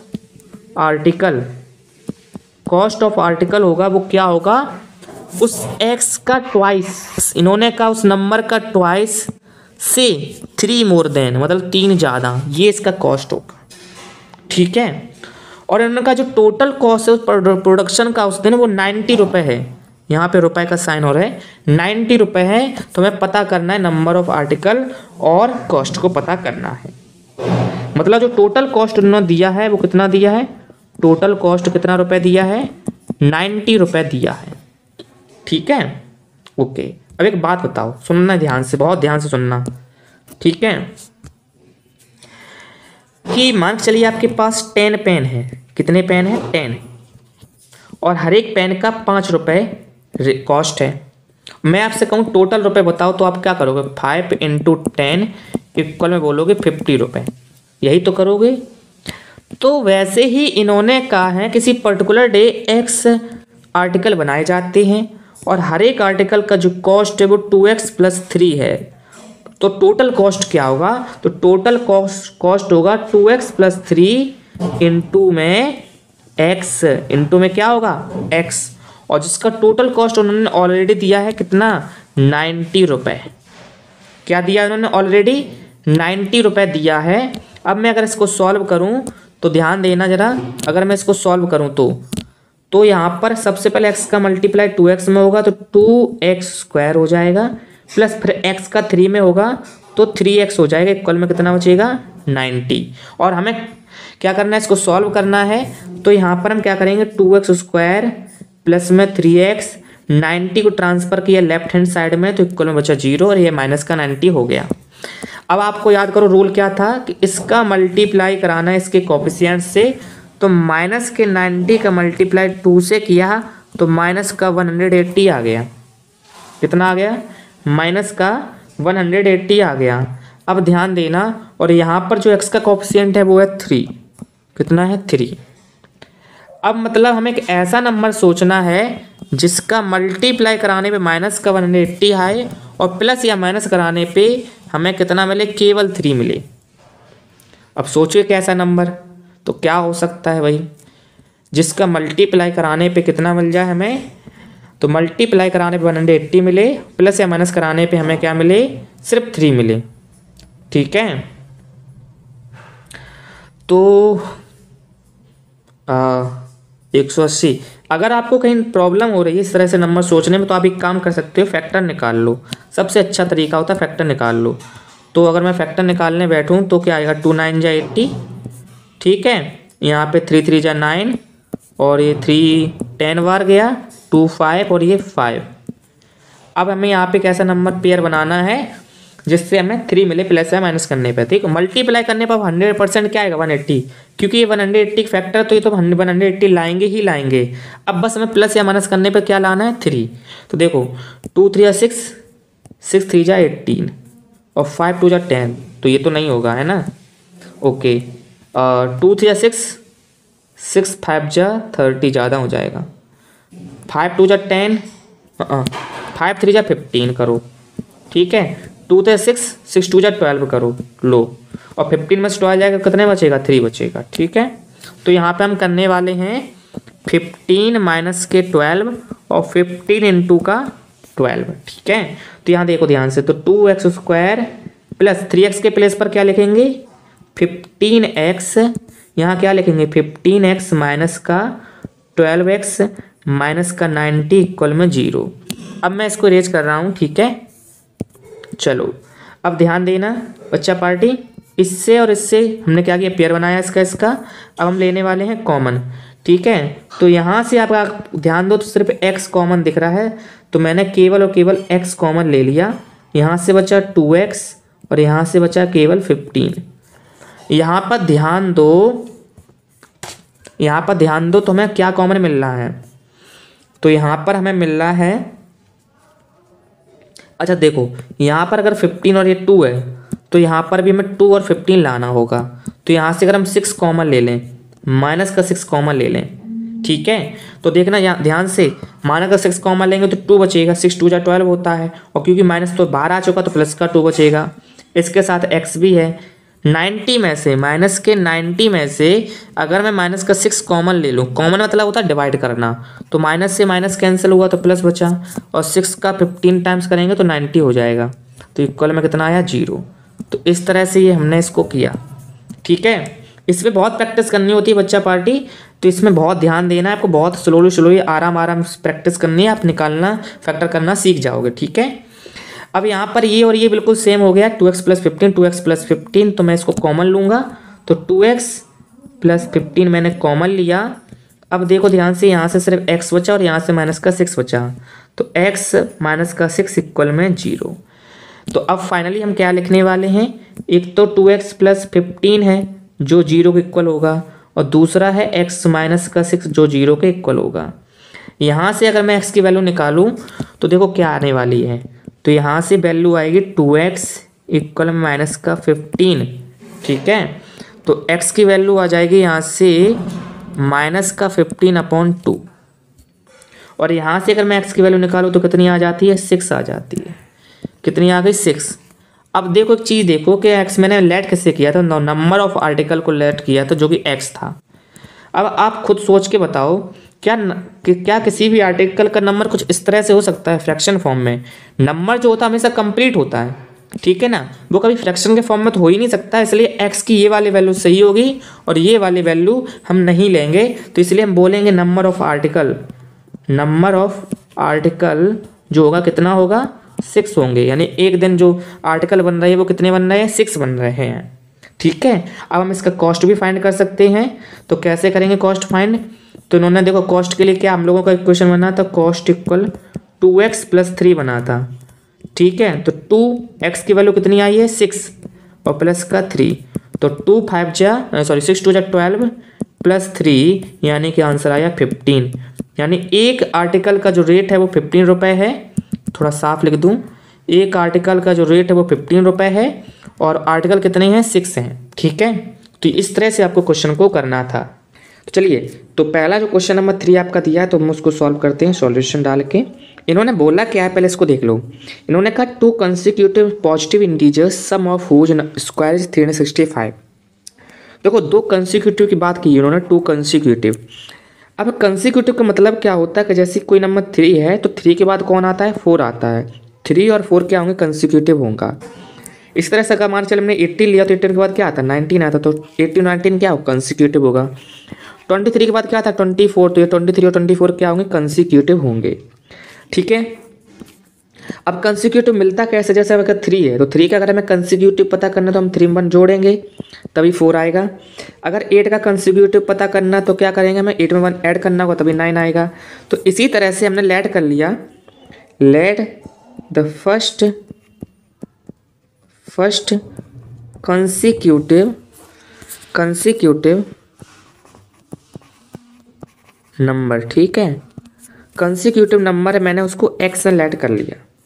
तो बताओ जो सेकंड नंबर होगा, ठीक है, वो कितना होगा बताओ भैया। तो सेकंड नंबर क्या होगा, x + 1 होगा। कैसे हुआ भाई, मैंने आपको बताया था, ठीक है, x + 1 हो गया। अगर फर्स्ट आपका x है तो सेकंड आपका x + 1 होगा। इन्होंने कहा उनके सम, किसका सम, स्क्वायर का सम 365 है, मतलब x का स्क्वायर और x + 1 के स्क्वायर का सम, ठीक है। थोड़ा सा और सही से लिख देता हूँ, x का स्क्वायर और x + 1 के स्क्वायर के सम के इक्वल है 365, ये इन्होंने कहा है, ठीक। कितनी बात क्लियर हुई? देखो अब मैंने x + 1 का स्क्वायर इसके लिए किया क्योंकि ये पूरा एक नंबर है और ये एक पूरा नंबर है, इसलिए मैंने ऐसा किया है। अब x का स्क्वायर क्या होता है, तो x स्क्वायर ही होता है, प्लस x + 1 का स्क्वायर करना है और इक्वल में 365 है। तो यहाँ पर a + b का होल स्क्वायर फॉर्मूला लगेगा। a + b का होल स्क्वायर क्या होता है, a² + b² प्लस में 2ab। तो जल्दी से इसको नोट कर लो, फिर मैं इसको रेज कर दूँ, जल्दी से नोट कर लो। चलो तो हम वही फार्मूला लगाने वाले हैं। देखो क्या होगा, x², x का स्क्वायर करेंगे तो x² ही होगा, 1 का स्क्वायर 1 ही होता है, प्लस 2ab यानी 2x इक्वल में 365। यहाँ पे देखो तो इसको ऐड करो तो कितना हुआ, 2x² plus 2x plus 1 minus का 365 इक्वल में 0। ये जो 365 था ये मैंने क्या किया, ट्रांसफ़र किया तो ये माइनस का हो गया। तो अब हम यहाँ पे लिखेंगे 2x² प्लस 2x, इससे ये माइनस करेंगे तो कितना बचेगा, माइनस का 364 इक्वल में 0। यहाँ से अगर आप ध्यान दो तो यहाँ से हमें 2 कॉमन दिख रहा है, तो 2 कॉमन ले लेंगे तो x² प्लस x कॉमन लेने का मतलब होता है डिवाइड कराना। तो 2 का डिवाइड कराओ, 2 × 2 2 × 16 और 2 × 2 = 4, यानी माइनस के 182 बचा, इक्वल में बचा 0। अब इसको अगले पेज में सॉल्व करेंगे तो देखो क्या था हमारा question, x² plus x minus के 182 इक्वल में 0। अब मैं पता करना है एक ऐसा नंबर पता करना है जिसका अगर हम मल्टीप्लाई कराएं तो हमें माइनस के 182 मिले और उसको प्लस या माइनस कराएं तो हमें कितना मिले, यहाँ पे कितना है 1 है तो हमें 1 मिले, ठीक है, कितना मिले 1 मिले। तो इसको पता करने का तरीका होता है, अगर आपको नहीं समझ में आ रहा कि कैसे करें तब आप एक तरीका लगा सकते हो। आप क्या करो, आप फैक्टर कर लो।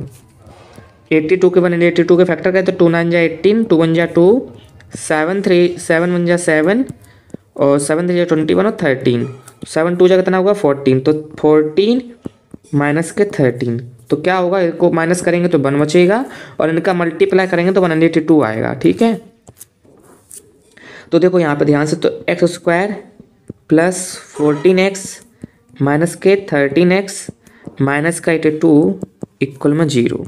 ठीक है, ये इसको मैं इरेज कर दे रहा हूँ। तो चलिए अब यहाँ से देखो ध्यान से, तो मुझे अब पेयर बनाने हैं 2 2 के और फिर इसमें से लेना है कॉमन। तो यहाँ से x कॉमन लोगे तो x प्लस 14 बचेगा। यहाँ से बेटा जी 13 कॉमन ले लो। अच्छा, मुझे कैसे पता चला 13 कॉमन लेना है, क्योंकि यहाँ पर भी मुझे सिर्फ x बचाना है, क्योंकि यहाँ पे क्या था x था, तो 13 कॉमन ले ले तो x बचा। 182 से अगर हम डिवाइड करेंगे 13 का तो 14 बचेगा और ये माइनस का साइन बाहर जा चुका है 13 के साथ में, तो अब यहाँ बचेगा प्लस का साइन और इक्वल में आ गया 0। ठीक है, ध्यान रखना, ये माइनस का साइन, ये जो था ये वाला माइनस का साइन, ये 13 के साथ में चला गया, तो अब यहाँ पे बचा सिर्फ प्लस। ये देखो दोनों कॉमन है, तो x प्लस 14 को मैंने 1 टाइम लिख लिया। अब यहाँ से x बचेगा और यहाँ से बचेगा 13, इक्वल में कितना आया 0। तो हमें 2 फैक्टर मिले, एक तो मिला मुझे x प्लस 14 इक्वल 0 और एक मिला x माइनस के 13 इक्वल 0।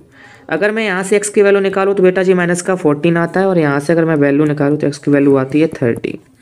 अगर ध्यान दो तो क्वेश्चन में इन्होंने कहा था 2 कंसेक्यूटिव पॉजिटिव इंटीजर्स, क्या बोला था, पॉजिटिव इंटीजर्स। अब यहाँ पर ये नेगेटिव आ रहा है, ये पॉजिटिव, तो मेरा जो आंसर आएगा वो क्या होगा, मेरा जो आंसर होगा वो होगा 13। x की वैल्यू होगी 13, मैं इसे मान्य नहीं करूँगा। अब x की वैल्यू जब 13 हो गई तो पहला नंबर हमारा हो गया 13, तो दूसरा नंबर कितना हो जाएगा भाई 14। ठीक है, तो ये 2 नंबर में पता करने थे, ये हमारा क्या है आंसर। तो जल्दी से इसको नोट कर लो, स्क्रीनशॉट ले लो जल्दी से, जल्दी स्क्रीनशॉट लेते चलिए। और अगर आपको नोट करना है तो वीडियो पॉज करके नोट भी कर सकते हैं आप। ठीक है, चलिए तो अब मैं इसको रेज कर देता हूँ सारे को और फिर हम लोग अगला क्वेश्चन को सॉल्व करते हैं। ओके, ठीक है।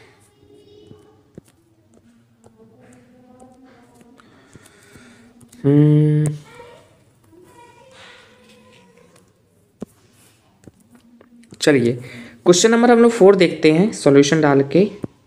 4 में क्या दिया गया, Rohan's mother is 26 years older than him.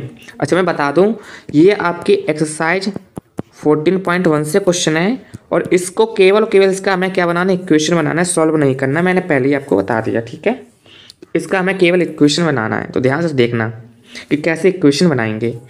Okay, देखो यहाँ पे रोहन की जो मदर है वो 26 ईयर ओल्डर हैं किससे, रोहन से। मतलब कि अगर रोहन की एज, रोहन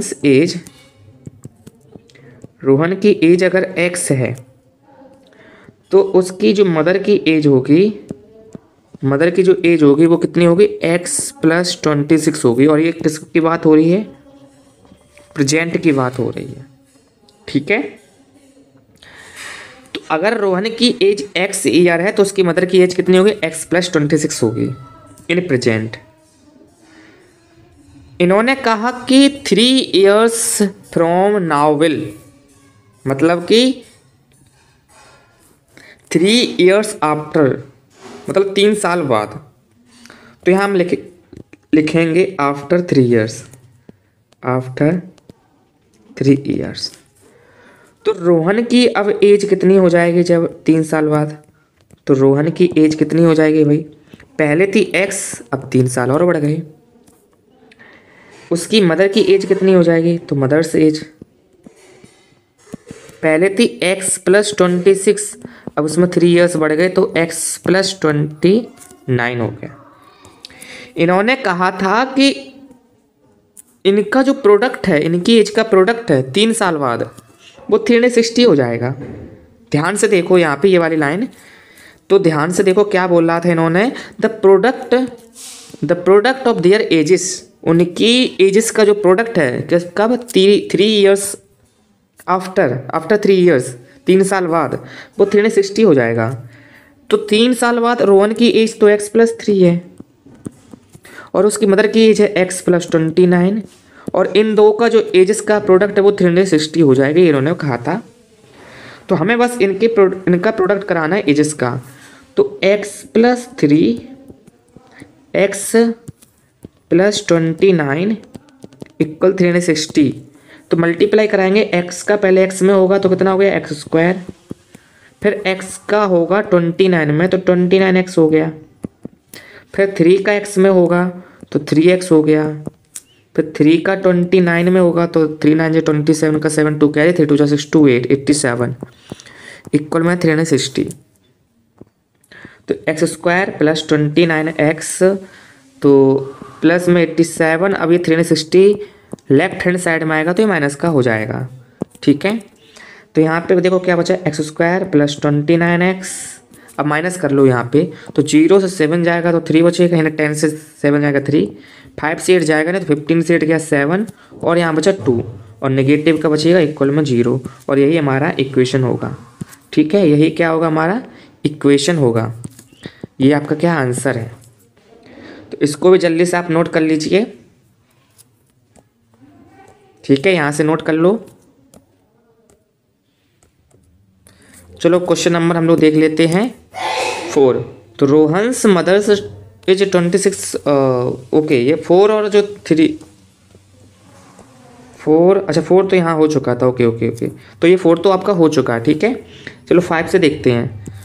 तो a train travels a distance of 480 kilometre. अच्छा मैं आपको बता दूँ, ये वाला क्वेश्चन भी आपका एक्सरसाइज 4.1 से है, NCERT। ठीक है, और इसकी केवल हमें क्या बनानी, इक्वेशन बनानी है। ठीक है, ध्यान रखना इस चीज़ को। तो चलिए तो देख लेते हैं इस क्वेश्चन को भी कैसे करना है। इन्होंने कहा एक ट्रेन है जो ट्रैवल करती डिस्टेंस इसकी है 480 kilometre at a uniform speed. ठीक है, तो उसकी जो स्पीड वो यूनिफॉर्म है, मतलब फिक्स है, वो चेंज नहीं हो रही है। और जब चेंज नहीं होती तो वो 480 किलोमीटर क्या करती है, डिस्टेंस को कवर करती है।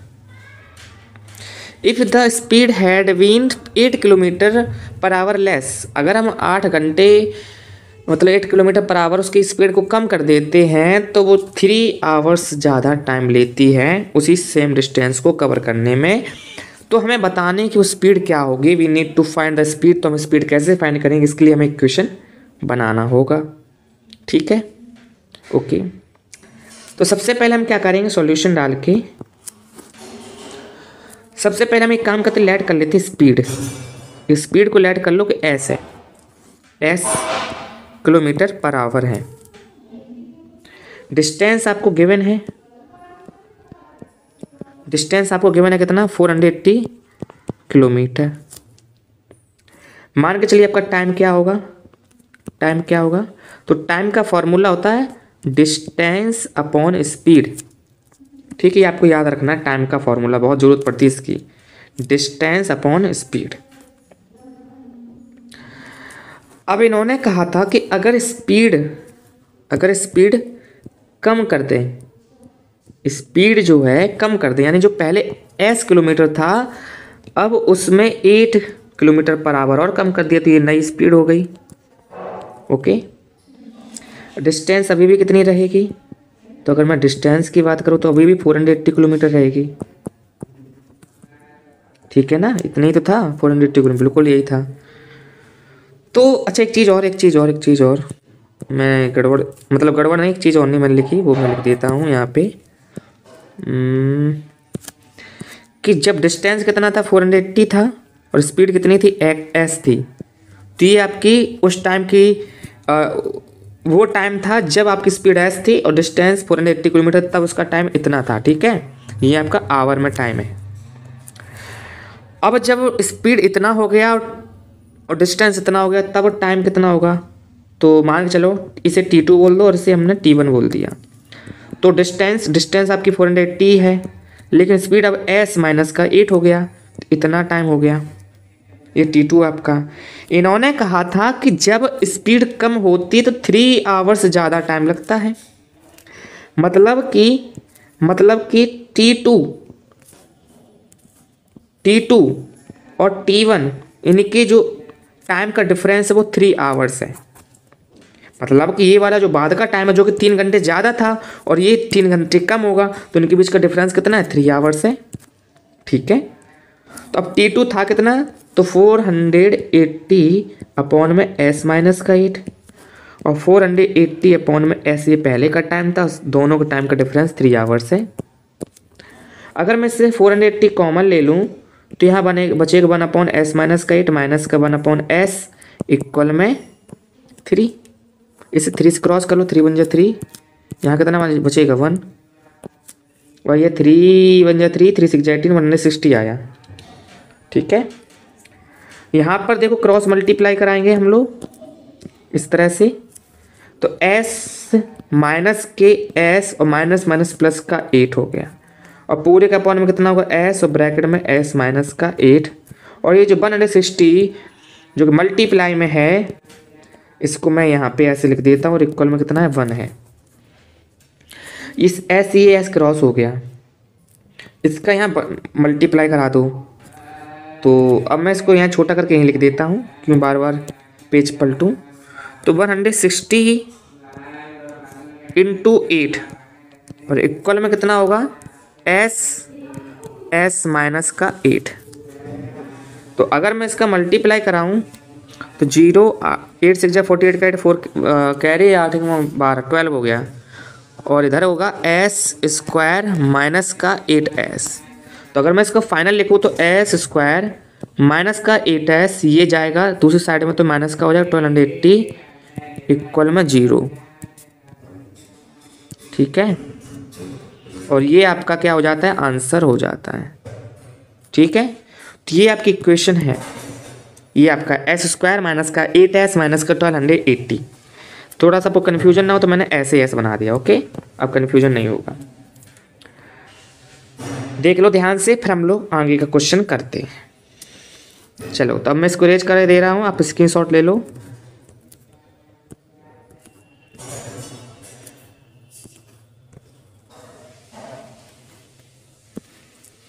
चलिए, अब हम लोग करते हैं क्वेश्चन नंबर 6। 6 वाले में हमें सॉल्व करना है इसको। ठीक है, चलो ठीक, 6 वाले को हमें सॉल्व करना है। Solution, a motor boat whose speed is 18 kilometre per hour in still water. देखो ये जो है आपका वोट से रिलेटेड क्वेश्चन आ गया है, किससे रिलेटेड आ गया है, वोट से रिलेटेड। अगर आप कंटिन्यूसली हमारे वीडियोज देखते हो तो मैंने चैप्टर नंबर 3 में इसका बहुत अच्छे से कॉन्सेप्ट समझाया था कैसे क्या होता है। तो अगर आप रेगुलरली देखते हो तो आपको ये अच्छे से क्वेश्चन समझ में आ जाएगा। और अगर आपको ये कॉन्सेप्ट नहीं पता है तो आप पहले चैप्टर नंबर 3 कंप्लीट कीजिए, वहाँ पर इस कॉन्सेप्ट से क्वेश्चन भी करवाए हैं मैंने, तो आपको ये अच्छे समझ में आ जाएगा। ठीक है, चलिए तो यहाँ देखते हैं इस क्वेश्चन को कैसे करना है। एक बोट है जिसकी स्पीड 18 किलोमीटर पर आवर है स्टिल वाटर में। ठीक है, 1 hour more to go 24 kilometre upstream than to return downstream to the same spot, find the speed of the stream. देखो इन्होंने कहा है कि 24 किलोमीटर वो गया है अप स्ट्रीम में और रिटर्न हुआ है डाउन स्ट्रीम में, तो सीधी सी बात 24 किलोमीटर उसने रिटर्न में भी टाइम लगाया, मतलब डिस्टेंस कवर की। और जब वो अप स्ट्रीम में गया तब उसको जो टाइमिंग उसकी थी वो 1 आवर ज़्यादा थी कंपेयर टू रिटर्न में। ठीक है, रिटर्न का मतलब जब वापस आता है, और उसकी स्पीड कितनी है, 18 किलोमीटर पर आवर है स्टिल वाटर में। तो हमें गिवन में क्या किया है, देखो ध्यान से, गिवन में हमें क्या किया है, तो यहाँ बोल सकते हैं given the speed of boat in still water कितना दिया है, 18 किलोमीटर पर आवर। ठीक है, स्टिल वाटर में बोट की जो स्पीड है वो कितनी है, 18 किलोमीटर पर आवर है। अब यहाँ पे हम क्या करते हैं, लेट कर लेते हैं, क्या लेट कर लेते हैं कि जो डाउन स्ट्रीम है डाउन स्ट्रीम और अप स्ट्रीम। ठीक है, डाउन स्ट्रीम का मतलब होता है कि जो बोट की स्पीड होती है, डाउन स्ट्रीम का मतलब समझ लो जो बोट की स्पीड होती है, यानी एस बोल सकते हैं, एस बी मतलब बोट की स्पीड, उसी में स्ट्रीम की स्पीड, स्ट्रीम की स्पीड यानी एस एस ऐड हो जाती है। जबकि अप स्ट्रीम में क्या होता है, जो बोट की स्पीड होती है उससे स्ट्रीम की स्पीड माइनस हो जाती है। ठीक है, तो यहाँ पर हम लेट कर लेते हैं, लेट कर लेते द स्पीड ऑफ यहाँ पे लेट ना करो, एक काम करो, तो यहाँ पे हम सुनो ध्यान से, डाउन स्ट्रीम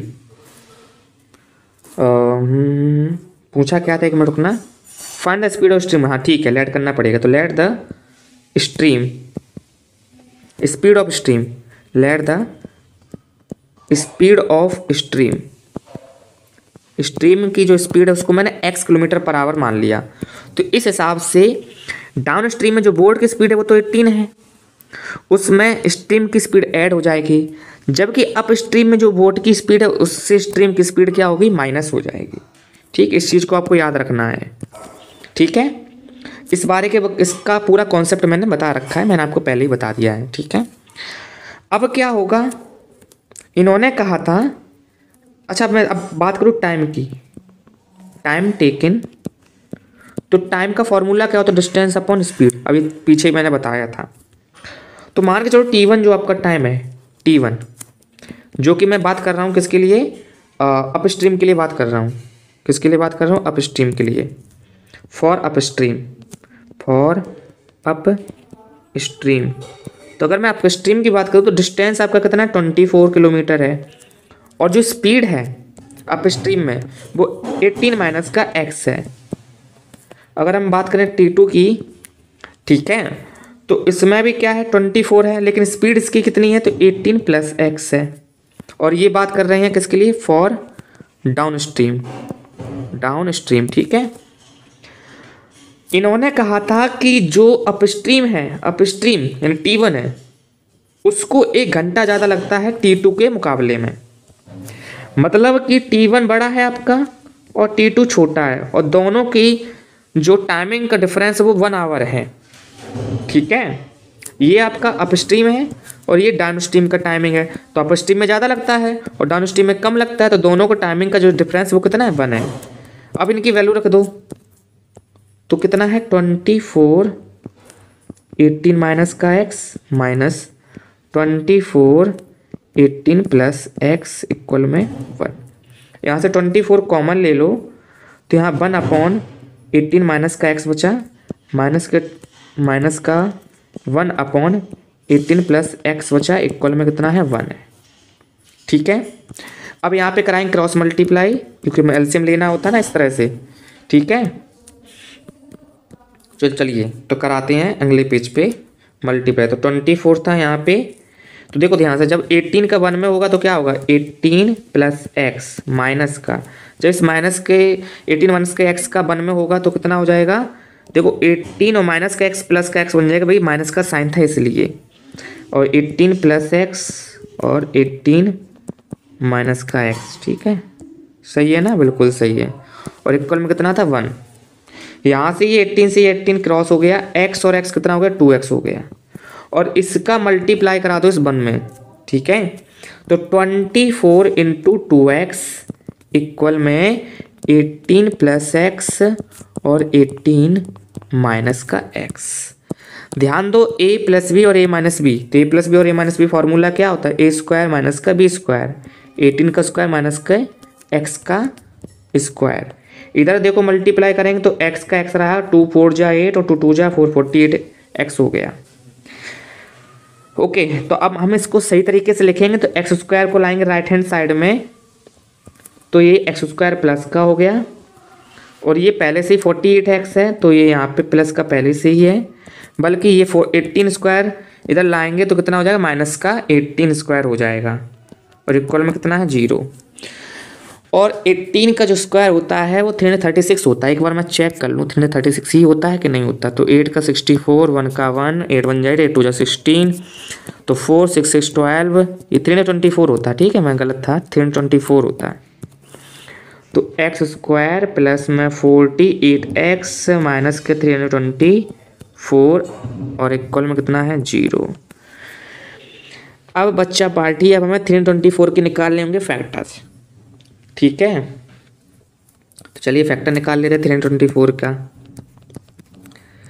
तो 324 का फैक्टर निकालते हैं, तो यहाँ से 2 से करो, 2 1 जा 2, 2 6 जा 12, 2 2 जा 4, 2 8 जा 16, 2 1 जा 2, 3 2 जा 6, 3 7 जा 21, 3 3 जा 9, सॉरी 3 9 जा 27, 3 3 जा 9 और 3 1 जा 3। ठीक है, ये आएगा। तो अब हमें इसके फैक्टर करने हैं, 2 इंटू 2 इंटू 3 इंटू 3, कितनी बार 3 आए 4 बार। ठीक है ना, हाँ सही है। चलो इसको थोड़ा सा इरेज कर देता हूँ।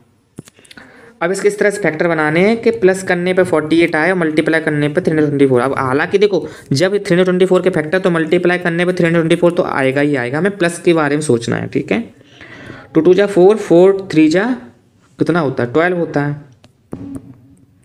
3 3 जा 9 और 9 3 जा होता है कितना 27, 7 2 9 और 2 1 3, 39 हो गया। हमें 48 लाना है, तो ये तो नहीं बनेगा। चलो 3 3 जा 9, 9 3 जा 27 और 27 2 जा अगर देखें तो 2 7 जा 14 4 1 का 2 2 जा 4 1 5 और 3 2 जा होता है 6, तो 14 6 गया 8 और 48। ठीक है, 56 माइनस का 6 हो जाएगा 54x माइनस का 6x माइनस का 324 इक्वल में आएगा 0। ठीक है, कोई दिक्कत तो नहीं है, इसको मैं रेज कर देता हूँ। अब यहाँ से हम क्या करेंगे, पेयर बनाएंगे 2 2 के इस तरह से। यहाँ से मैंने x कॉमन लिया तो x प्लस 54 बचेगा। यहाँ से मैं माइनस का 6 कॉमन लूँगा तो यहाँ से x और यहाँ से प्लस का 54 बचेगा, इक्वल में आएगा 0। ठीक है, डिवाइड करके देख लेना -6 से, तो आपका 54 ही आएगा। दोनों में सेम है तो मैं इसको एक बार लिखूँगा x प्लस 54, यहाँ पे ध्यान दो तो x माइनस का 6 इक्वल में है 0।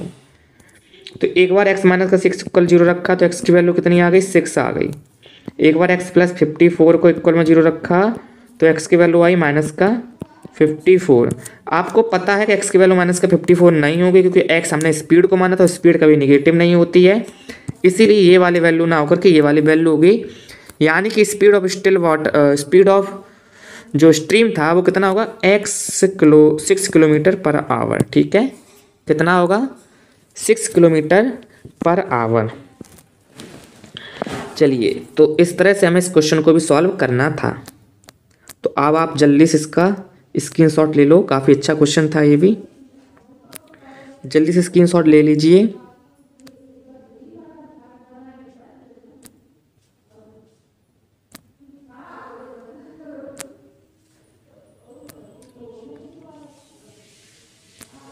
आई होप आप अच्छे से एंजॉय कर रहे होंगे क्वेश्चन वीडियोज को और सवेरे वीडियोज आपको अच्छे समझ में आ रहे हैं। कहीं कोई दिक्कत हो आप जरूर से कमेंट बॉक्स में बताना।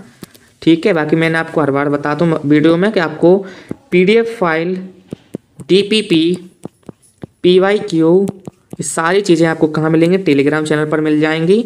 तो वहाँ पर ज़रूर से जाके इसको ज्वाइन करना क्योंकि ये बहुत ज़रूरी हो जाता है, क्योंकि जब तक आप प्रैक्टिस नहीं करोगे तब तक कोई प्रॉफिट नहीं। तो प्रैक्टिस के लिए आपके पास होना चाहिए कम से कम DPP, daily practice paper solve करो, PYQ सॉल्व करो। ठीक है, आप 100% जो है 95% प्लस मार्क्स ला सकते हो। चलिए क्वेश्चन नंबर हम 7 देख लेते, पहले पढ़ लेते फिर इसको हम सॉल्व करेंगे। 7 में क्या दिया गया है, in a class test the sum of Shefali's marks in mathematics and English is 30। चलिए, तो हम क्या करते हैं, एक एक करके समझते चलते हैं और उसको करके चलते हैं। ठीक है, सबसे पहले इन्होंने क्या कहा कि मैथमेटिक्स और इंग्लिश की जो मार्क्स हैं उनका जो सम है वो 30 है। सबसे पहले हम क्या करते हैं, सॉल्यूशन डालते हैं और लेट करते हैं, let the marks in mathematics कितना है, कैपिटल मैंने एम मान लिया, ठीक है, कितना मान लिया, एम। और अगर मैं बात करूँ इंग्लिश की तो मैंने मान लिया ई, सही से बना देता हूँ मैं, ई ऐसे, ठीक है। इंग्लिश की मैंने ई और मैथमेटिक्स की मैंने एम मान लिया। अब इन दोनों के मार्क्स का जो सम है, यानी एम प्लस ई है, ई ओके, अच्छा छोड़ो, ई वी ना छोड़ो, एक्स और वाई ही मानते हैं एक्चुअली, ये ठीक है। तो एक्स और वाई का जो सम है वो कितना है, 30 है। ये हमारी क्वेश्चन नंबर फर्स्ट है। फिर उन्होंने कहा है कि he had she got in 2 marks more, उसको 2 मार्क्स ज़्यादा मिलते हैं मैथमेटिक्स में एंड 3 मार्क्स कम मिलते हैं इंग्लिश में। The product of their marks would have been 210, find her marks in 2 subject. मतलब कि क्या हुआ कि उसको मैथ में, अब मैथ तो ये थी ना, मैथ में उसको 2 मार्क्स ज़्यादा मिलते हैं और इंग्लिश में 3 मार्क्स कम मिलते हैं, इंग्लिश में 3 मार्क्स कम मिलते हैं, तो उनकी प्रोडक्ट जो होता है वो कितना आता है, 210 आता है, 210 आता है। मैथ में 2 मार्क्स ज़्यादा और इंग्लिश में 3 मार्क्स कम मिलते हैं, तब उसको उसका जो प्रोडक्ट आता है उसके मार्क्स का वो 210 आता है। तो हमें बताने उसके मार्क्स कितने हैं, तो हम करते हैं प्रोडक्ट आराम से। तो एक बार हम दोबारा से क्वेश्चन को लिख लेते हैं। क्या था हमारा, x + 2 y - 3 इक्वल में 210। x का मल्टीप्लाई y से कराएंगे तो xy हो गया, फिर x का कराएंगे 3 से तो माइनस का 3x हो गया, 2 का कराएंगे y से तो प्लस का 2y हो गया, 2 का कराएंगे 3 से तो माइनस का 6 हो गया, और इक्वल में कितना है, 210 है, ठीक है। अब यहाँ पे ध्यान दो बच्चा, तो यहाँ पे हम क्या कर सकते हैं, ओके, ये एक्चुअली ये क्वेश्चन जो है क्वाड्रेटिक इक्वेशन से नहीं बल्कि लीनियर इक्वेशन से सॉल्व होगा, कोई बात नहीं। यहाँ से हम x की वैल्यू निकाल रहे हैं, तो x की वैल्यू आएगी 30 माइनस का y। x की वैल्यू कितनी आएगी, यहाँ से x की वैल्यू आएगी 30 माइनस का y, यहाँ पे हम पुट कर देते हैं जहाँ जहाँ x है, तो जहाँ जहाँ x वहाँ लिखा मैंने 30 माइनस का y इंटू y माइनस का 3 30 माइनस का y प्लस का 2y माइनस का 6 इक्वल में 210। अब यहाँ पे देखो ध्यान से, तो y का मल्टीप्लाई कराएंगे 30 में तो 30y हो गया, फिर हम क्या कराएंगे, माइनस के बाई स्क्वायर हो जाएगा। यहाँ पे देखो 3 का 30 में कराएंगे तो 3 3 जा 9 और 0 माइनस माइनस प्लस, ये माइनस और ये प्लस हो गया, तो 3y प्लस का 2y माइनस का 6 इक्वल में 210, ठीक है। अब यहाँ ध्यान दो तो 30y 3y 2y ये ऐड हो जाएगा, तो 3 और 2 5 और 30 तो 35 हो गया, तो यहाँ पर आ गया 35y माइनस का बाई स्क्वायर, और कुछ है नहीं है, तो माइनस का बाई स्क्वायर, और देखो ये माइनस का 90 और माइनस का 6 तो माइनस का 96 हो गया, और इसको ट्रांसफ़र करेंगे राइट हैंड साइड में तो हो जाएगा कितना, 210 प्लस का 96। इसको भी अगर हम ट्रांसफ़र के इधर पे और इसको भी इधर ट्रांसफ़र करो तो इधर बचेगा 0, यहाँ हो जाएगा बाई स्क्वायर माइनस का 35y और प्लस में इसको जोड़ो 6 9 1 10 0 3 6 होगा, एक ठीक है। चाहो तो उसको ऐसे लिख सकते हैं, बाई स्क्वायर माइनस के 35y प्लस के 306 इक्वल में 0, इस तरह से भी लिख सकते हैं। अब हमें 306 का निकालना होगा फैक्टर, ताकि हम क्वेश्चन को सॉल्व कर पाएँ।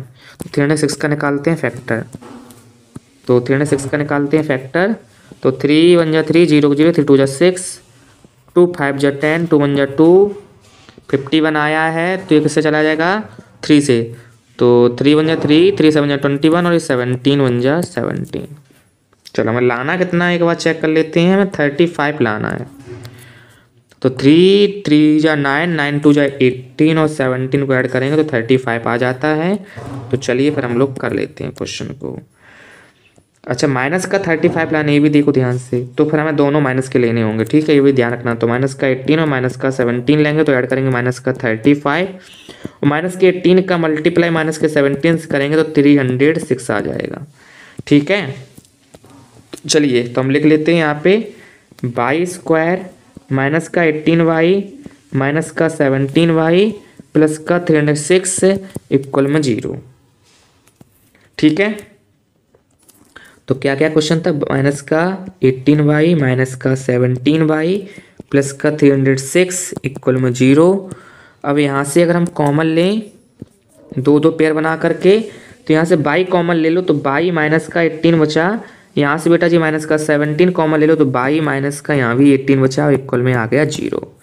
यहाँ से बाई माइनस का 18 पूरे कॉमन दिखाई दे रहा, ले लो, यहाँ से बचेगा केवल बाई और यहाँ से बचेगा केवल 17 माइनस का इक्वल में 0। तो इस तरह से बाई की वैल्यू 18 और 17 आ गई। अब बाई की वैल्यू एक्स की वैल्यू निकालना तो सीख ही गए होगे आप, ठीक है। अच्छा मैं करना क्या था फाइंड, एक बार वो देख लूँ, यहाँ पे फाइंड करना है तो 2 सब्जेक्ट के मार्क्स, ठीक है। बाई मतलब इंग्लिश की वैल्यू आई 18 और 17 मतलब कि 17 या 18, ठीक है। तो इस हिसाब से अगर हम देखें 30 से अगर हम 17 माइनस करते हैं, 30 से अगर हम 17 माइनस करते हैं तो 10 से 7 गया 3, 2 में से बन गया 1 13, यानी कि मैथ में उसके मार्क्स आएंगे 13। और अगर हम इससे 18 माइनस करते हैं तो भाई सीधी सी बात है कितना आएगा यहाँ पे, 12। तो 12, तो इस तरह से हम कह सकते हैं या तो उसके मार्क्स 12 या 13 आए होंगे मैथ में, और इंग्लिश में 18 या फिर 17 आए होंगे, ठीक है, बात समझे। तो इस तरह से इस क्वेश्चन को सॉल्व करना था, देख लो जल्दी जल्दी स्क्रीनशॉट ले लो। तो चलिए आपका आज का क्वेश्चन नंबर 8 देख लेते हैं। इन्होंने बोला है कि एक ट्रेन है जो ट्रैवल कर रही है, डिस्टेंस ट्रैवल कर रही है कितना, 360, ठीक है, कितना कर रही है, 360 किलोमीटर कर रही है यूनिफॉर्म स्पीड से। तो मैंने लेट कर लिया कि जो स्पीड होगी वो कितनी होगी, x होगी, x किलोमीटर पर आवर मैंने स्पीड लेट कर ली। मान लेते जो t1 टाइम है, ठीक है, वो क्या होगा भाई, distance upon time, sorry distance upon speed, यही होता है। तो डिस्टेंस 360 है और स्पीड कितनी है, x, तो 360x हो गया। अब अगर स्पीड इंक्रीज कर दी जाए तो भाई जो न्यू स्पीड है, ठीक है, तो वो जो स्पीड है इंक्रीज हो गई, तो x में 5 का इंक्रीज हो गया। कैसे, यहाँ पे बोला था 5 किलोमीटर पर आवर मोर, तो 5 किलोमीटर ज़्यादा भाई स्पीड हो गई है। तो अब जो टाइम होगा इन्हें t2 जो होगा वो क्या होगा भाई, तो वो अब टाइम बन जाएगा भाई 360, डिस्टेंस तो वही रहनी है लेकिन स्पीड चेंज हो गई है, तो x प्लस में 5, ठीक है, आवर, और ये भी आवर, ठीक है। तो ये आपका नया टाइम हो गया। इन्होंने बोला है कि it will take 1 hour less, मतलब 1 घंटे कम लगते हैं। अब क्यों भाई, सीधी सी बात है, जब स्पीड बढ़ जाएगी तो टाइम कम लगेगा, जब स्पीड कम रहेगी तो टाइम ज़्यादा लगेगा, ठीक है। तो इसका मतलब t2 में कम टाइम लग रहा है, t1 ज़्यादा टाइम है। इसका मतलब ये हुआ कि t1 और t2 टाइम का जो डिफरेंस है, t1 और t2 टाइम का जो डिफरेंस है वो कितना है, 1 आवर है, ठीक है। t1 और t2 टाइम का जो डिफरेंस है वो कितना है, 1 आवर है। अब यहाँ पे हम लिख लेते हैं t1 कितना है, तो t1 है 360 अपॉन x, 360 अपॉन में x, और माइनस के t2 कितना, 360 अपॉन में x प्लस 5 इक्वल में 1। यहाँ पे क्रॉस मल्टीप्लाई कराएंगे, 360 को कॉमन ले लेते हैं, तो यहाँ पर 1 अपॉन x बचा, माइनस के 1 अपॉन x प्लस 5 बचा, x प्लस 5 बचा, इक्वल में बचा 1, ठीक है। तो अब यहाँ पे हम करा रहे हैं क्रॉस मल्टीप्लाई, इसका यहाँ पे फिर नीचे मल्टीप्लाई, तो x प्लस 5 का 1 में होगा तो x प्लस 5 ही रहेगा, माइनस का x हो जाएगा, पूरे का अपॉन में x और ब्रैकेट में x प्लस 5 मल्टीप्लाई हो रहा है ना, और यहाँ पर कितना लिखा है, 360 लिखा है, और इक्वल में कितना है, 1 है। यहाँ ध्यान दो तो ये कट रहा है, ये x और ये क्रॉस हो गया है, 5 बचा, ये 360 बचा, 360 इंटू 5, और इसका मल्टीप्लाई करा के पहले 1 में मल्टीप्लाई करो तो x और x प्लस 5 हो गया। अब यहाँ मल्टीप्लाई कराएंगे, ठीक है, तो 360 में 5 का कराओ 0, 5 से 30 और 3, 5 से 15 और 3 1800 हो गया। यहाँ x स्क्वायर प्लस का आया कितना 5x आया। तो इस तरह से इक्वेशन अगर हम बनाना चाहें तो क्या बनेगी, इक्वेशन हमारी बनने वाली है क्या, एक्स स्क्वायर प्लस का 5x माइनस का 1800 इक्वल में 0। ठीक है, अब यहाँ पर हम क्या करते हैं, 1800 का कुछ इस तरह से बांटेंगे कि हमारा 5 आ जाए। ठीक है, कितना आ जाए भाई, 5। तो हम थोड़ा सा फैक्टर कर लेते हैं 1800 के। तो 1800 का अगर हम फैक्टर करते तो 2 9 जा 18 डबल 0, 3 3 जा 9 डबल 0, 3 1 जा 3 डबल 0, और 5 2 जा 10 और 0, और 2 10 जा 20, और 2 5 जा 10, और 5 1 जा 5। ठीक है, ये आया। तो देखते हैं 2 3 जा 6, 6 3 जा 18। ठीक है, कितना हुआ, 18 हो गया। 5 5 जा 25 हो गया। 25 2 जा हो गया 50। 25 2 जा कितना हो गया 50, और 18 2 जा होता 36। तो ये तो ज़्यादा हो जाएगा, है ना, ये तो होगा नहीं, कुछ और सोचना पड़ेगा। क्या सोचेंगे, देखो 3 3 जा 9, 9 5 जा हुआ 45, 2 2 जा 4, 4 2 जा 8, और 8 5 जा 40। ठीक है, तो 40 माइनस का 45। तो हम यहाँ लिखने वाले हैं x square plus 40x minus का 45x माइनस का 1800 इक्वल में 0। यहाँ से 2 2 के पेयर्स बनाएंगे, यहाँ से x कॉमन ले लो तो x प्लस 40 बचेगा, यहाँ से माइनस का 45 कॉमन ले लो तो x प्लस 40 यहाँ से बचेगा, इक्वल बचेगा 0। ठीक है, अब यहाँ देखो ध्यान से, तो यहाँ पे x प्लस 40 और यहाँ से बचा x माइनस का 45। अब सीधी सी बात, इसकी वैल्यू आएगी क्या, प्लस में, ये तो नेगेटिव हो जाएगा भाई, नेगेटिव का आंसर हो ही नहीं सकता। स्पीड हमने मानी थी तो x बराबर 45 किलोमीटर पर आवर हमारा सही आंसर होगा। ठीक है, और इसमें हमसे स्पीड ही पूछी थी, तो स्पीड जो ट्रेन की है वो कितनी है, 45 किलोमीटर पर आवर है, 45 किलोमीटर पर आवर। तो जल्दी जल्दी इसको नोट कर लो, फिर हम इसको रेज करते चलें। ठीक है,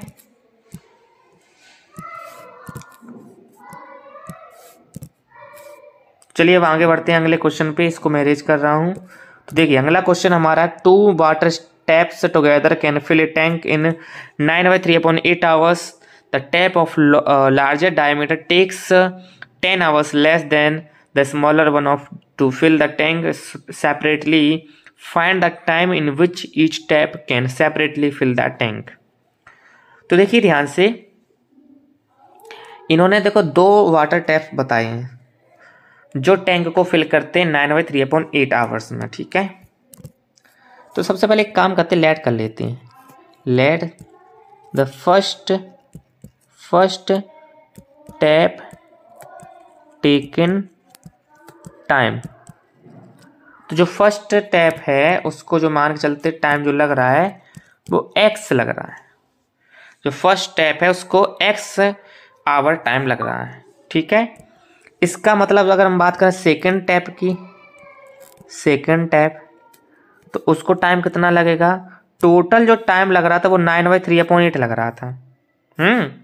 इसका मतलब 9/3/8 माइनस का x लगेगा दूसरे वाले को। टोटल में से मैं अगर 1 वाले टैप यानी फर्स्ट वाले टैप का टाइम मैं माइनस कर दो तो वही सेकंड का टाइम निकल आएगा। तो मैं इसको थोड़ा सॉल्व कर लेता हूँ। 8 3 8 9 जा कितना होता है 72, और 7 2 और 3 75/8 माइनस का x। ठीक है, ये हमारा हो जाता है सेकंड टैप का टाइम, और ये हमारे फर्स्ट टैप का।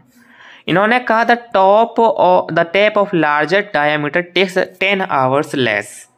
10 घंटे कम लेता है स्मॉलर टैंक को, और smaller to the one to fill the tank separately. मतलब कि यहाँ पे इन्होंने ये बोला कि जैसे कि मान के चलिए लेट कर लेते, ये वाला जो टैप है ना, फर्स्ट वाला जो टैप है वो आपका लार्जर है, ठीक, वो बड़ा टैप है, और ये सेकंड वाला छोटा है।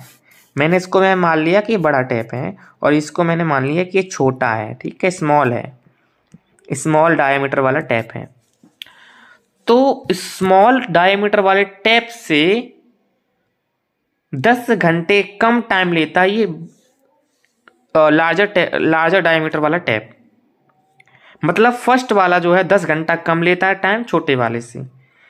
तो हम इसे ऐसे भी तो लिख सकते हैं भाई, सेकंड वाला जो अगर हम देखें तो जो सेकंड वाला जो टैप है, ठीक है, उसका और फर्स्ट वाले टैप का जो टाइम है उसके बीच का जो डिफरेंस है वो 10 आवर का है।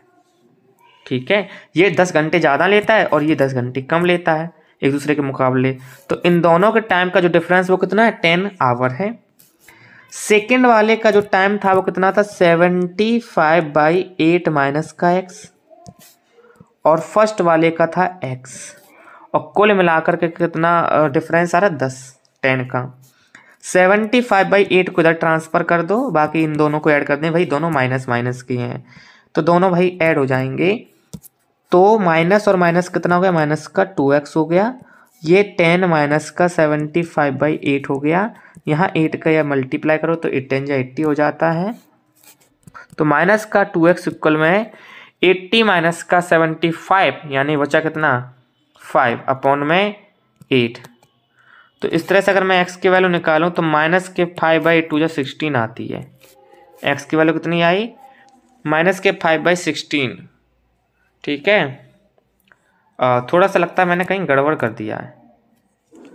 इन्होंने कहा था tap of larger diameter takes 10 hours less then.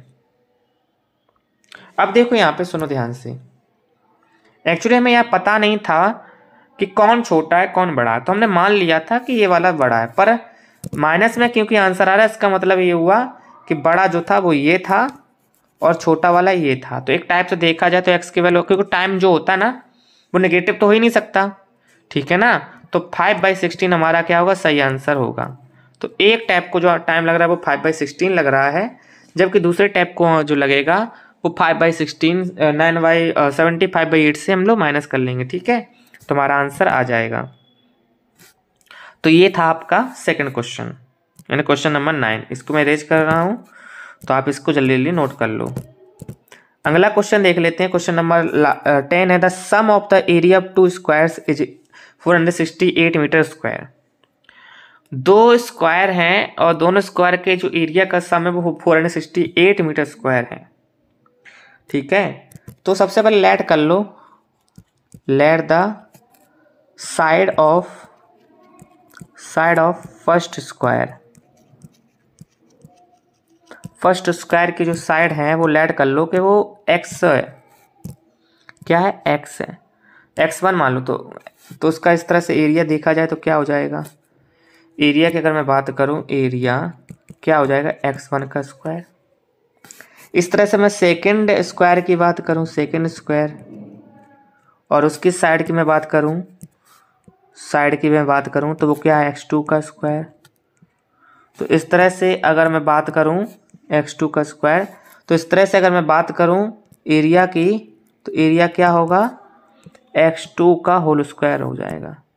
क्या हो जाएगा, x2 का होल स्क्वायर हो जाएगा। ठीक है, x2 थोड़ा सा कन्फ्यूजन कर रहा होगा आपको, तो एक काम करता हूँ मैं बाई लेट कर लेता हूँ, सबसे अच्छा है। मैंने सेकंड स्क्वायर की जो साइड है उसको बाई मान लिया, तो इस तरह से एरिया जो उसका आएगा वो क्या आएगा, बाई स्क्वायर आ जाएगा। ठीक है, एरिया क्या होता है, साइड स्क्वायर होता है, और इनका जो सम है वो कितना है, 468 है। मतलब कि देखो ध्यान से क्या हुआ, मतलब कि x square plus by square बराबर 468 है। ठीक है, चलो आगे की बात कर लेते हैं। If the difference of their perimeter, अब उनका जो पेरीमीटर उनके बीच का डिफरेंस 24 है, तो हमें इसके साइड्स फाइंड करनी है।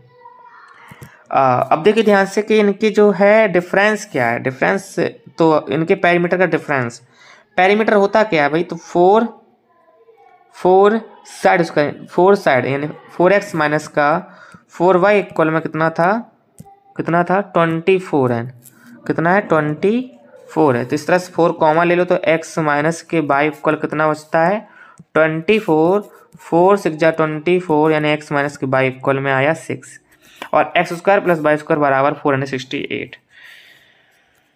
ठीक है, तो चलिए आपने एक फॉर्मूला पढ़ा कि नहीं पढ़ा है, कौन सा वाला, एक्स माइनस वाई का होल स्क्वायर इक्वल होता है x square plus y square plus minus 2x/, इसके इक्वल होता है। ठीक है, तो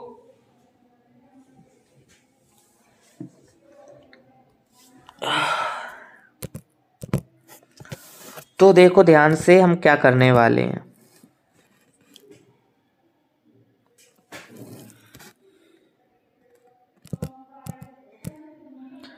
तो देखो ध्यान से हम क्या करने वाले हैं। x माइनस वाई की वैल्यू कितनी है, 6 है, तो यहाँ रखो तो 36 हो गया। X square plus y square की वैल्यू कितनी है, 468 है, रखो भाई, और माइनस का 2x/।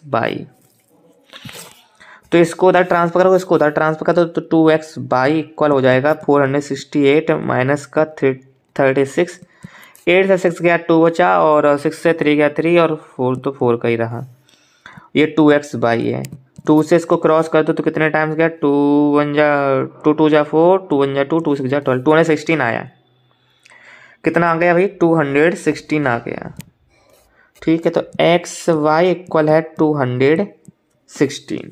ठीक है, अभी हम थोड़ा सा फिर से हम तिकड़म लगाएंगे। अगर मैं यहाँ से देखूँ तो x की वैल्यू कितनी होगी, 6 + y होगी। कितनी होगी, 6 + y, तो वही रख दो।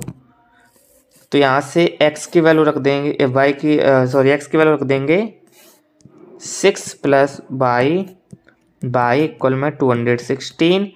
तो 6y plus y square minus के 216 इक्वल 0। तो इस तरह से अब हम क्या करेंगे, इसके फैक्टर करेंगे सही तरीके से लिखने के बाद। तो यहाँ लिख सकते हैं y square plus 6y minus का 216 इक्वल में 0। अब हमें फैक्टर करने हैं। ठीक है, तो 216 के थोड़ा सा फैक्टर कर लेते हैं पहले, ताकि हमें सही से तरीके से मिल सके। तो 2 से करेंगे, 2 1 जा 2, 2 8 जा 16, 2 5 जा 10, 2 4 जा 8, 2 2 जा 4, 2 7 जा 14, 3 9 जा 27, और ये 3 टाइम्स चला जाएगा। ठीक, इस तरह से। तो 2 2 जा 4, 4 2 जा 8, 3 3 जा 9, 9 3 जा 27। लाना कितना है हमें, 6 लाना है। तो 3 3 जा 9, 9 2 जा 18 हो जाएगा।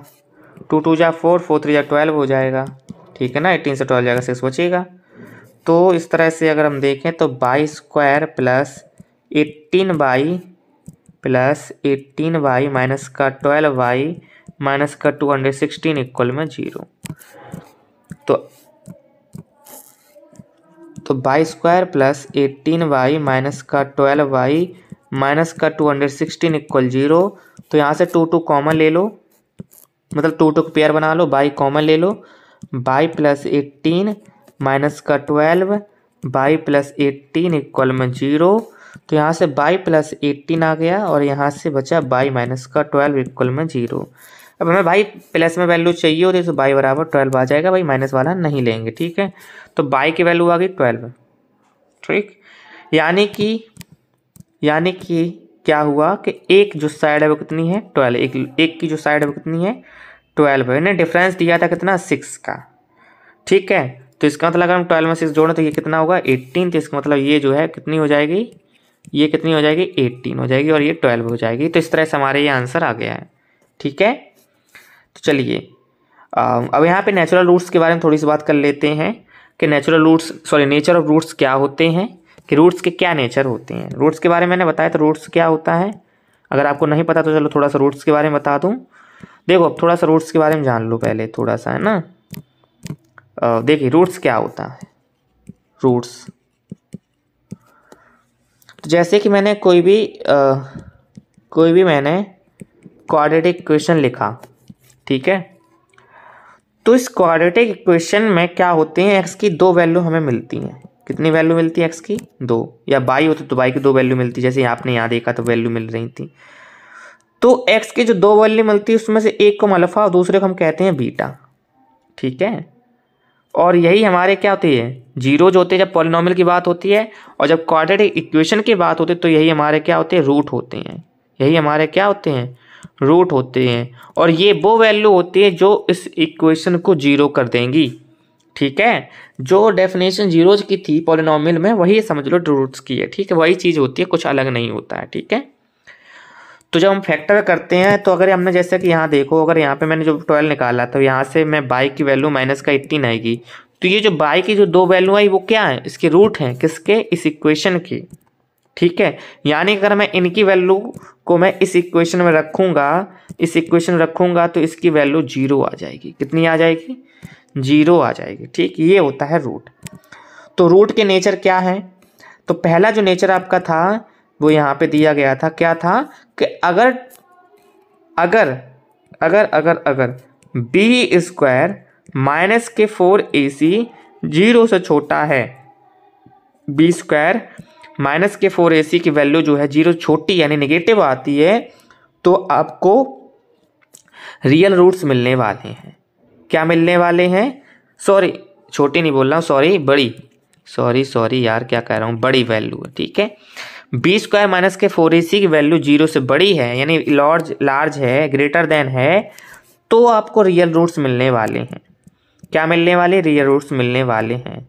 और अगर बी स्क्वायर माइनस 4ac की वैल्यू 0 के इक्वल है तो आपको 2 इक्वल रूट्स मिलने वाले हैं। देखो, जब बी स्क्वायर माइनस के 4ac की वैल्यू 0 से बड़ी होगी तो आपको कोई भी 2 वैल्यू मिलेंगी और वो रियल होंगी। ठीक है, पॉजिटिव होंगी। ठीक है, और जब वैल्यू 0 के इक्वल हो जाए, बी स्क्वायर माइनस 4ac की वैल्यू 0 के इक्वल हो जाती है तो आपको रियल रूट्स तो मिलेंगे पर वो दोनों इक्वल मिलेंगे।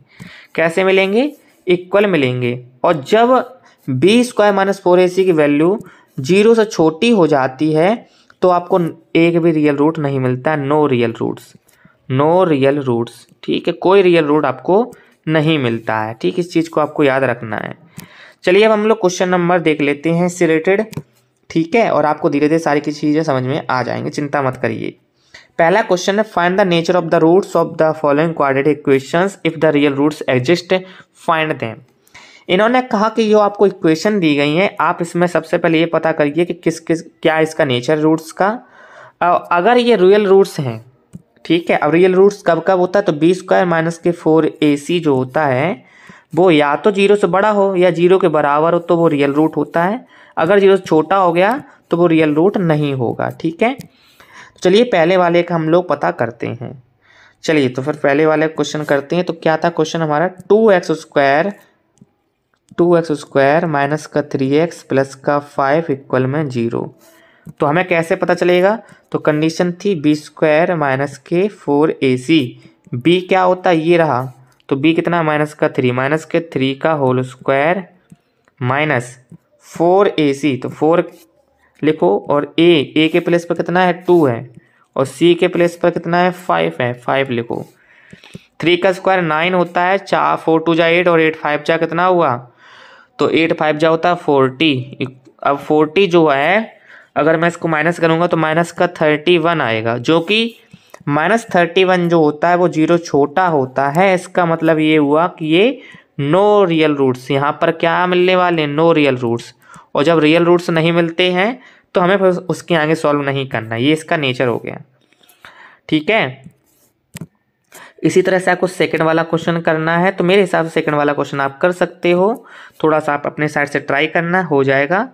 फिर अगर नहीं आता तो आप कमेंट बॉक्स जरूर बताना, मैं आपको करवा दूंगा, चिंता बिल्कुल मत करना, छोड़ूंगा कुछ भी नहीं। अब यहाँ पे क्वेश्चन नंबर हम लोग सेकंड देख लेते हैं। इसमें देखो क्या कहा गया, find the value of k following quadratic equation so that they have 2 equal roots. इन्होंने कहा अगर इनके इक्वल रूट्स हैं तो मैं के की वैल्यू फाइंड करनी है। देखिए अब हम क्या करते हैं, पहले इसका मल्टीप्लाई करा लेते, फिर उसके बाद हम आगे देखेंगे। ठीक है, तो यहाँ पे के एक्स स्क्वायर हो जाएगा माइनस का 2k प्लस का 6 और इक्वल में हो गया 0। अब ये सही फॉर्म में आ गया है।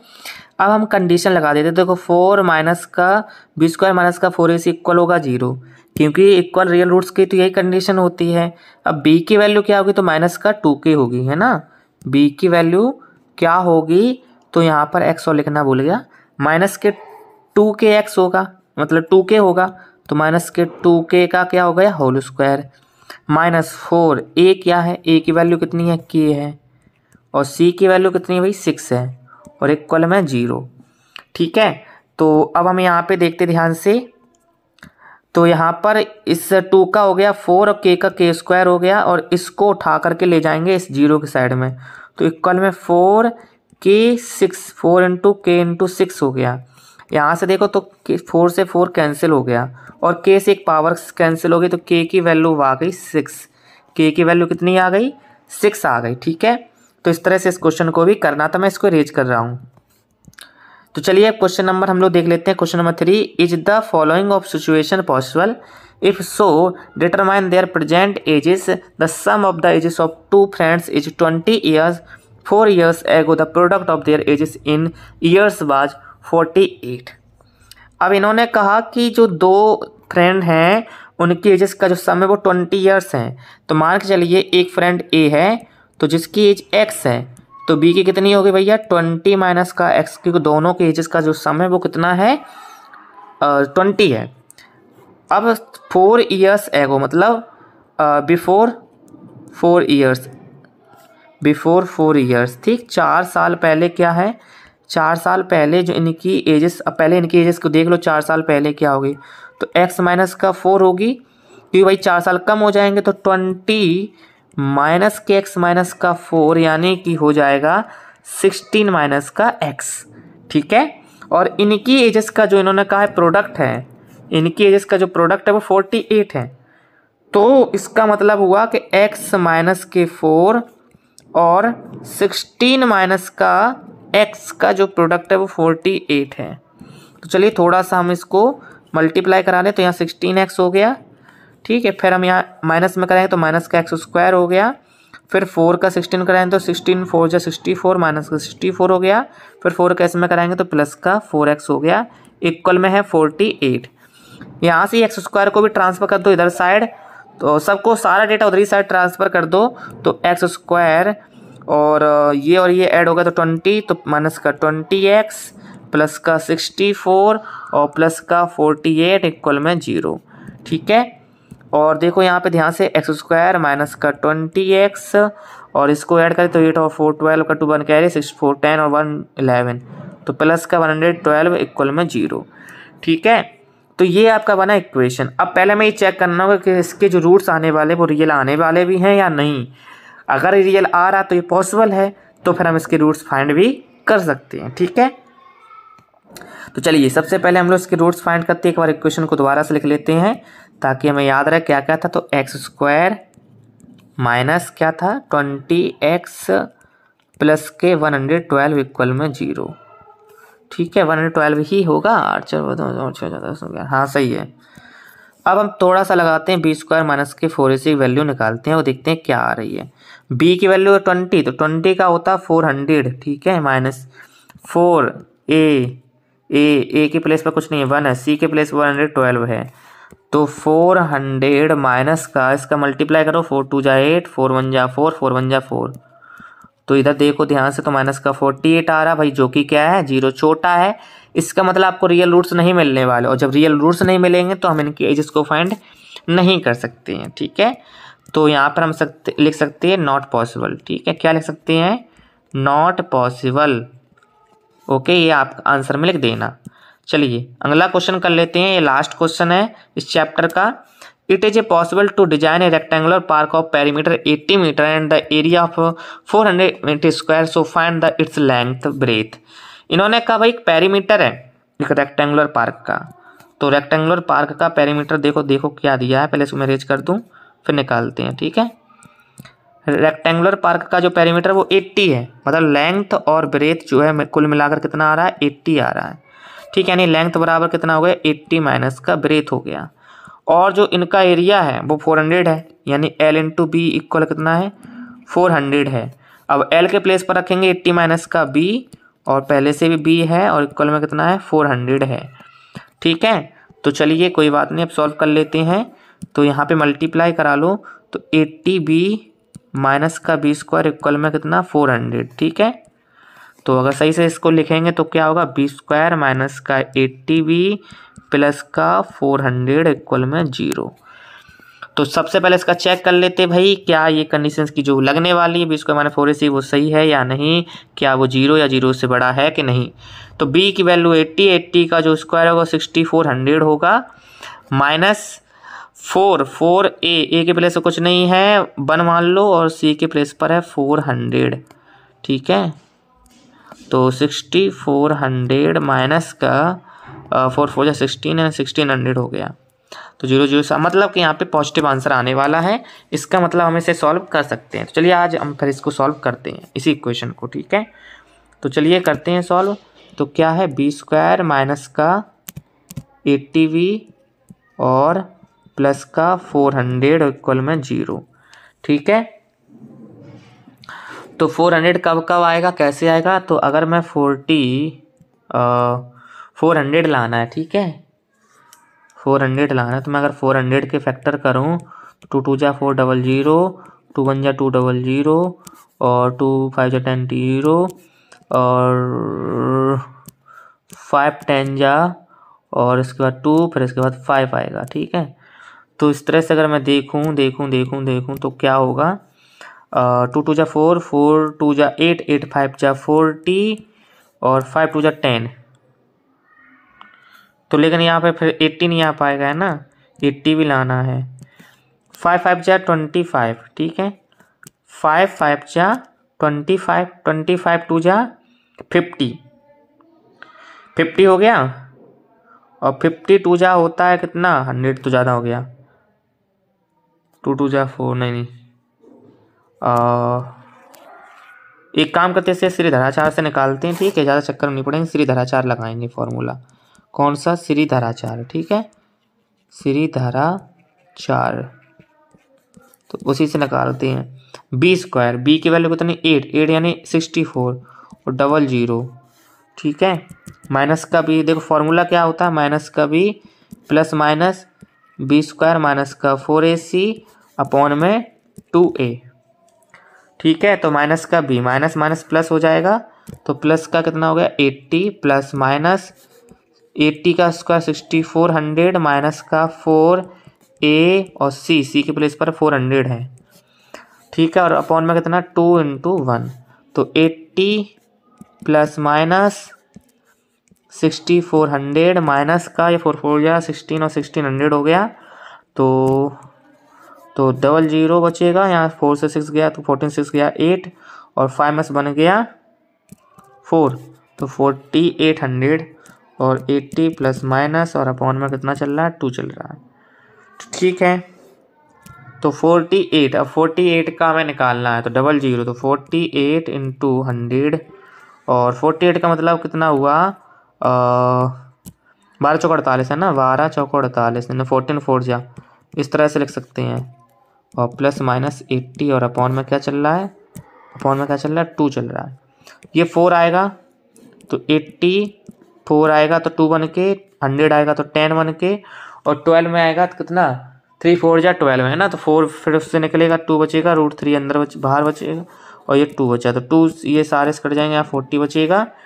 तो इस तरह से अगर मैं देखूँ फाइनल आंसर, अब क्योंकि जो आंसर आ रहा है वो थोड़ा रूट वगैरह में आ रहा है। ठीक है, तो यहाँ 40 प्लस माइनस 10 2 2 जा 4 यानी 40 √3 और अब बचेगा, तो यानी बोल सकते हैं 40 कॉमन ले लो तो 1 प्लस माइनस √3, यानी एक बार आएगा 1 प्लस √3 और एक बार आएगा 1 माइनस के √3। ठीक, ये आपकी लेंथ ऑफ ब्रेथ हो जाएगी।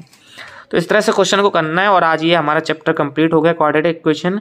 अब जब डीपीपी वगैरह करेंगे तो फिर और आपको अच्छे समझ में आ जाएंगे सारे क्वेश्चंस। अब हम लोग नेक्स्ट चैप्टर करेंगे, क्वेश्चन चैप्टर नंबर 5। ठीक है, चैप्टर नंबर 5 काफ़ी इंपॉर्टेंट है, चैप्टर एपी है आपका, जो कि आप फर्स्ट टाइम पढ़ने वाले हो। मतलब आपके लिए नया टॉपिक है। हालांकि कुछ लोग बच्चे पढ़ चुके हैं, काफ़ी सारा पढ़ चुके हैं बच्चे, अब थोड़ा सा रिविजन ही करना है हमें क्लास। ठीक है, तो रिविजन करेंगे अच्छे से और उसके भी क्वेश्चन अच्छे से करेंगे।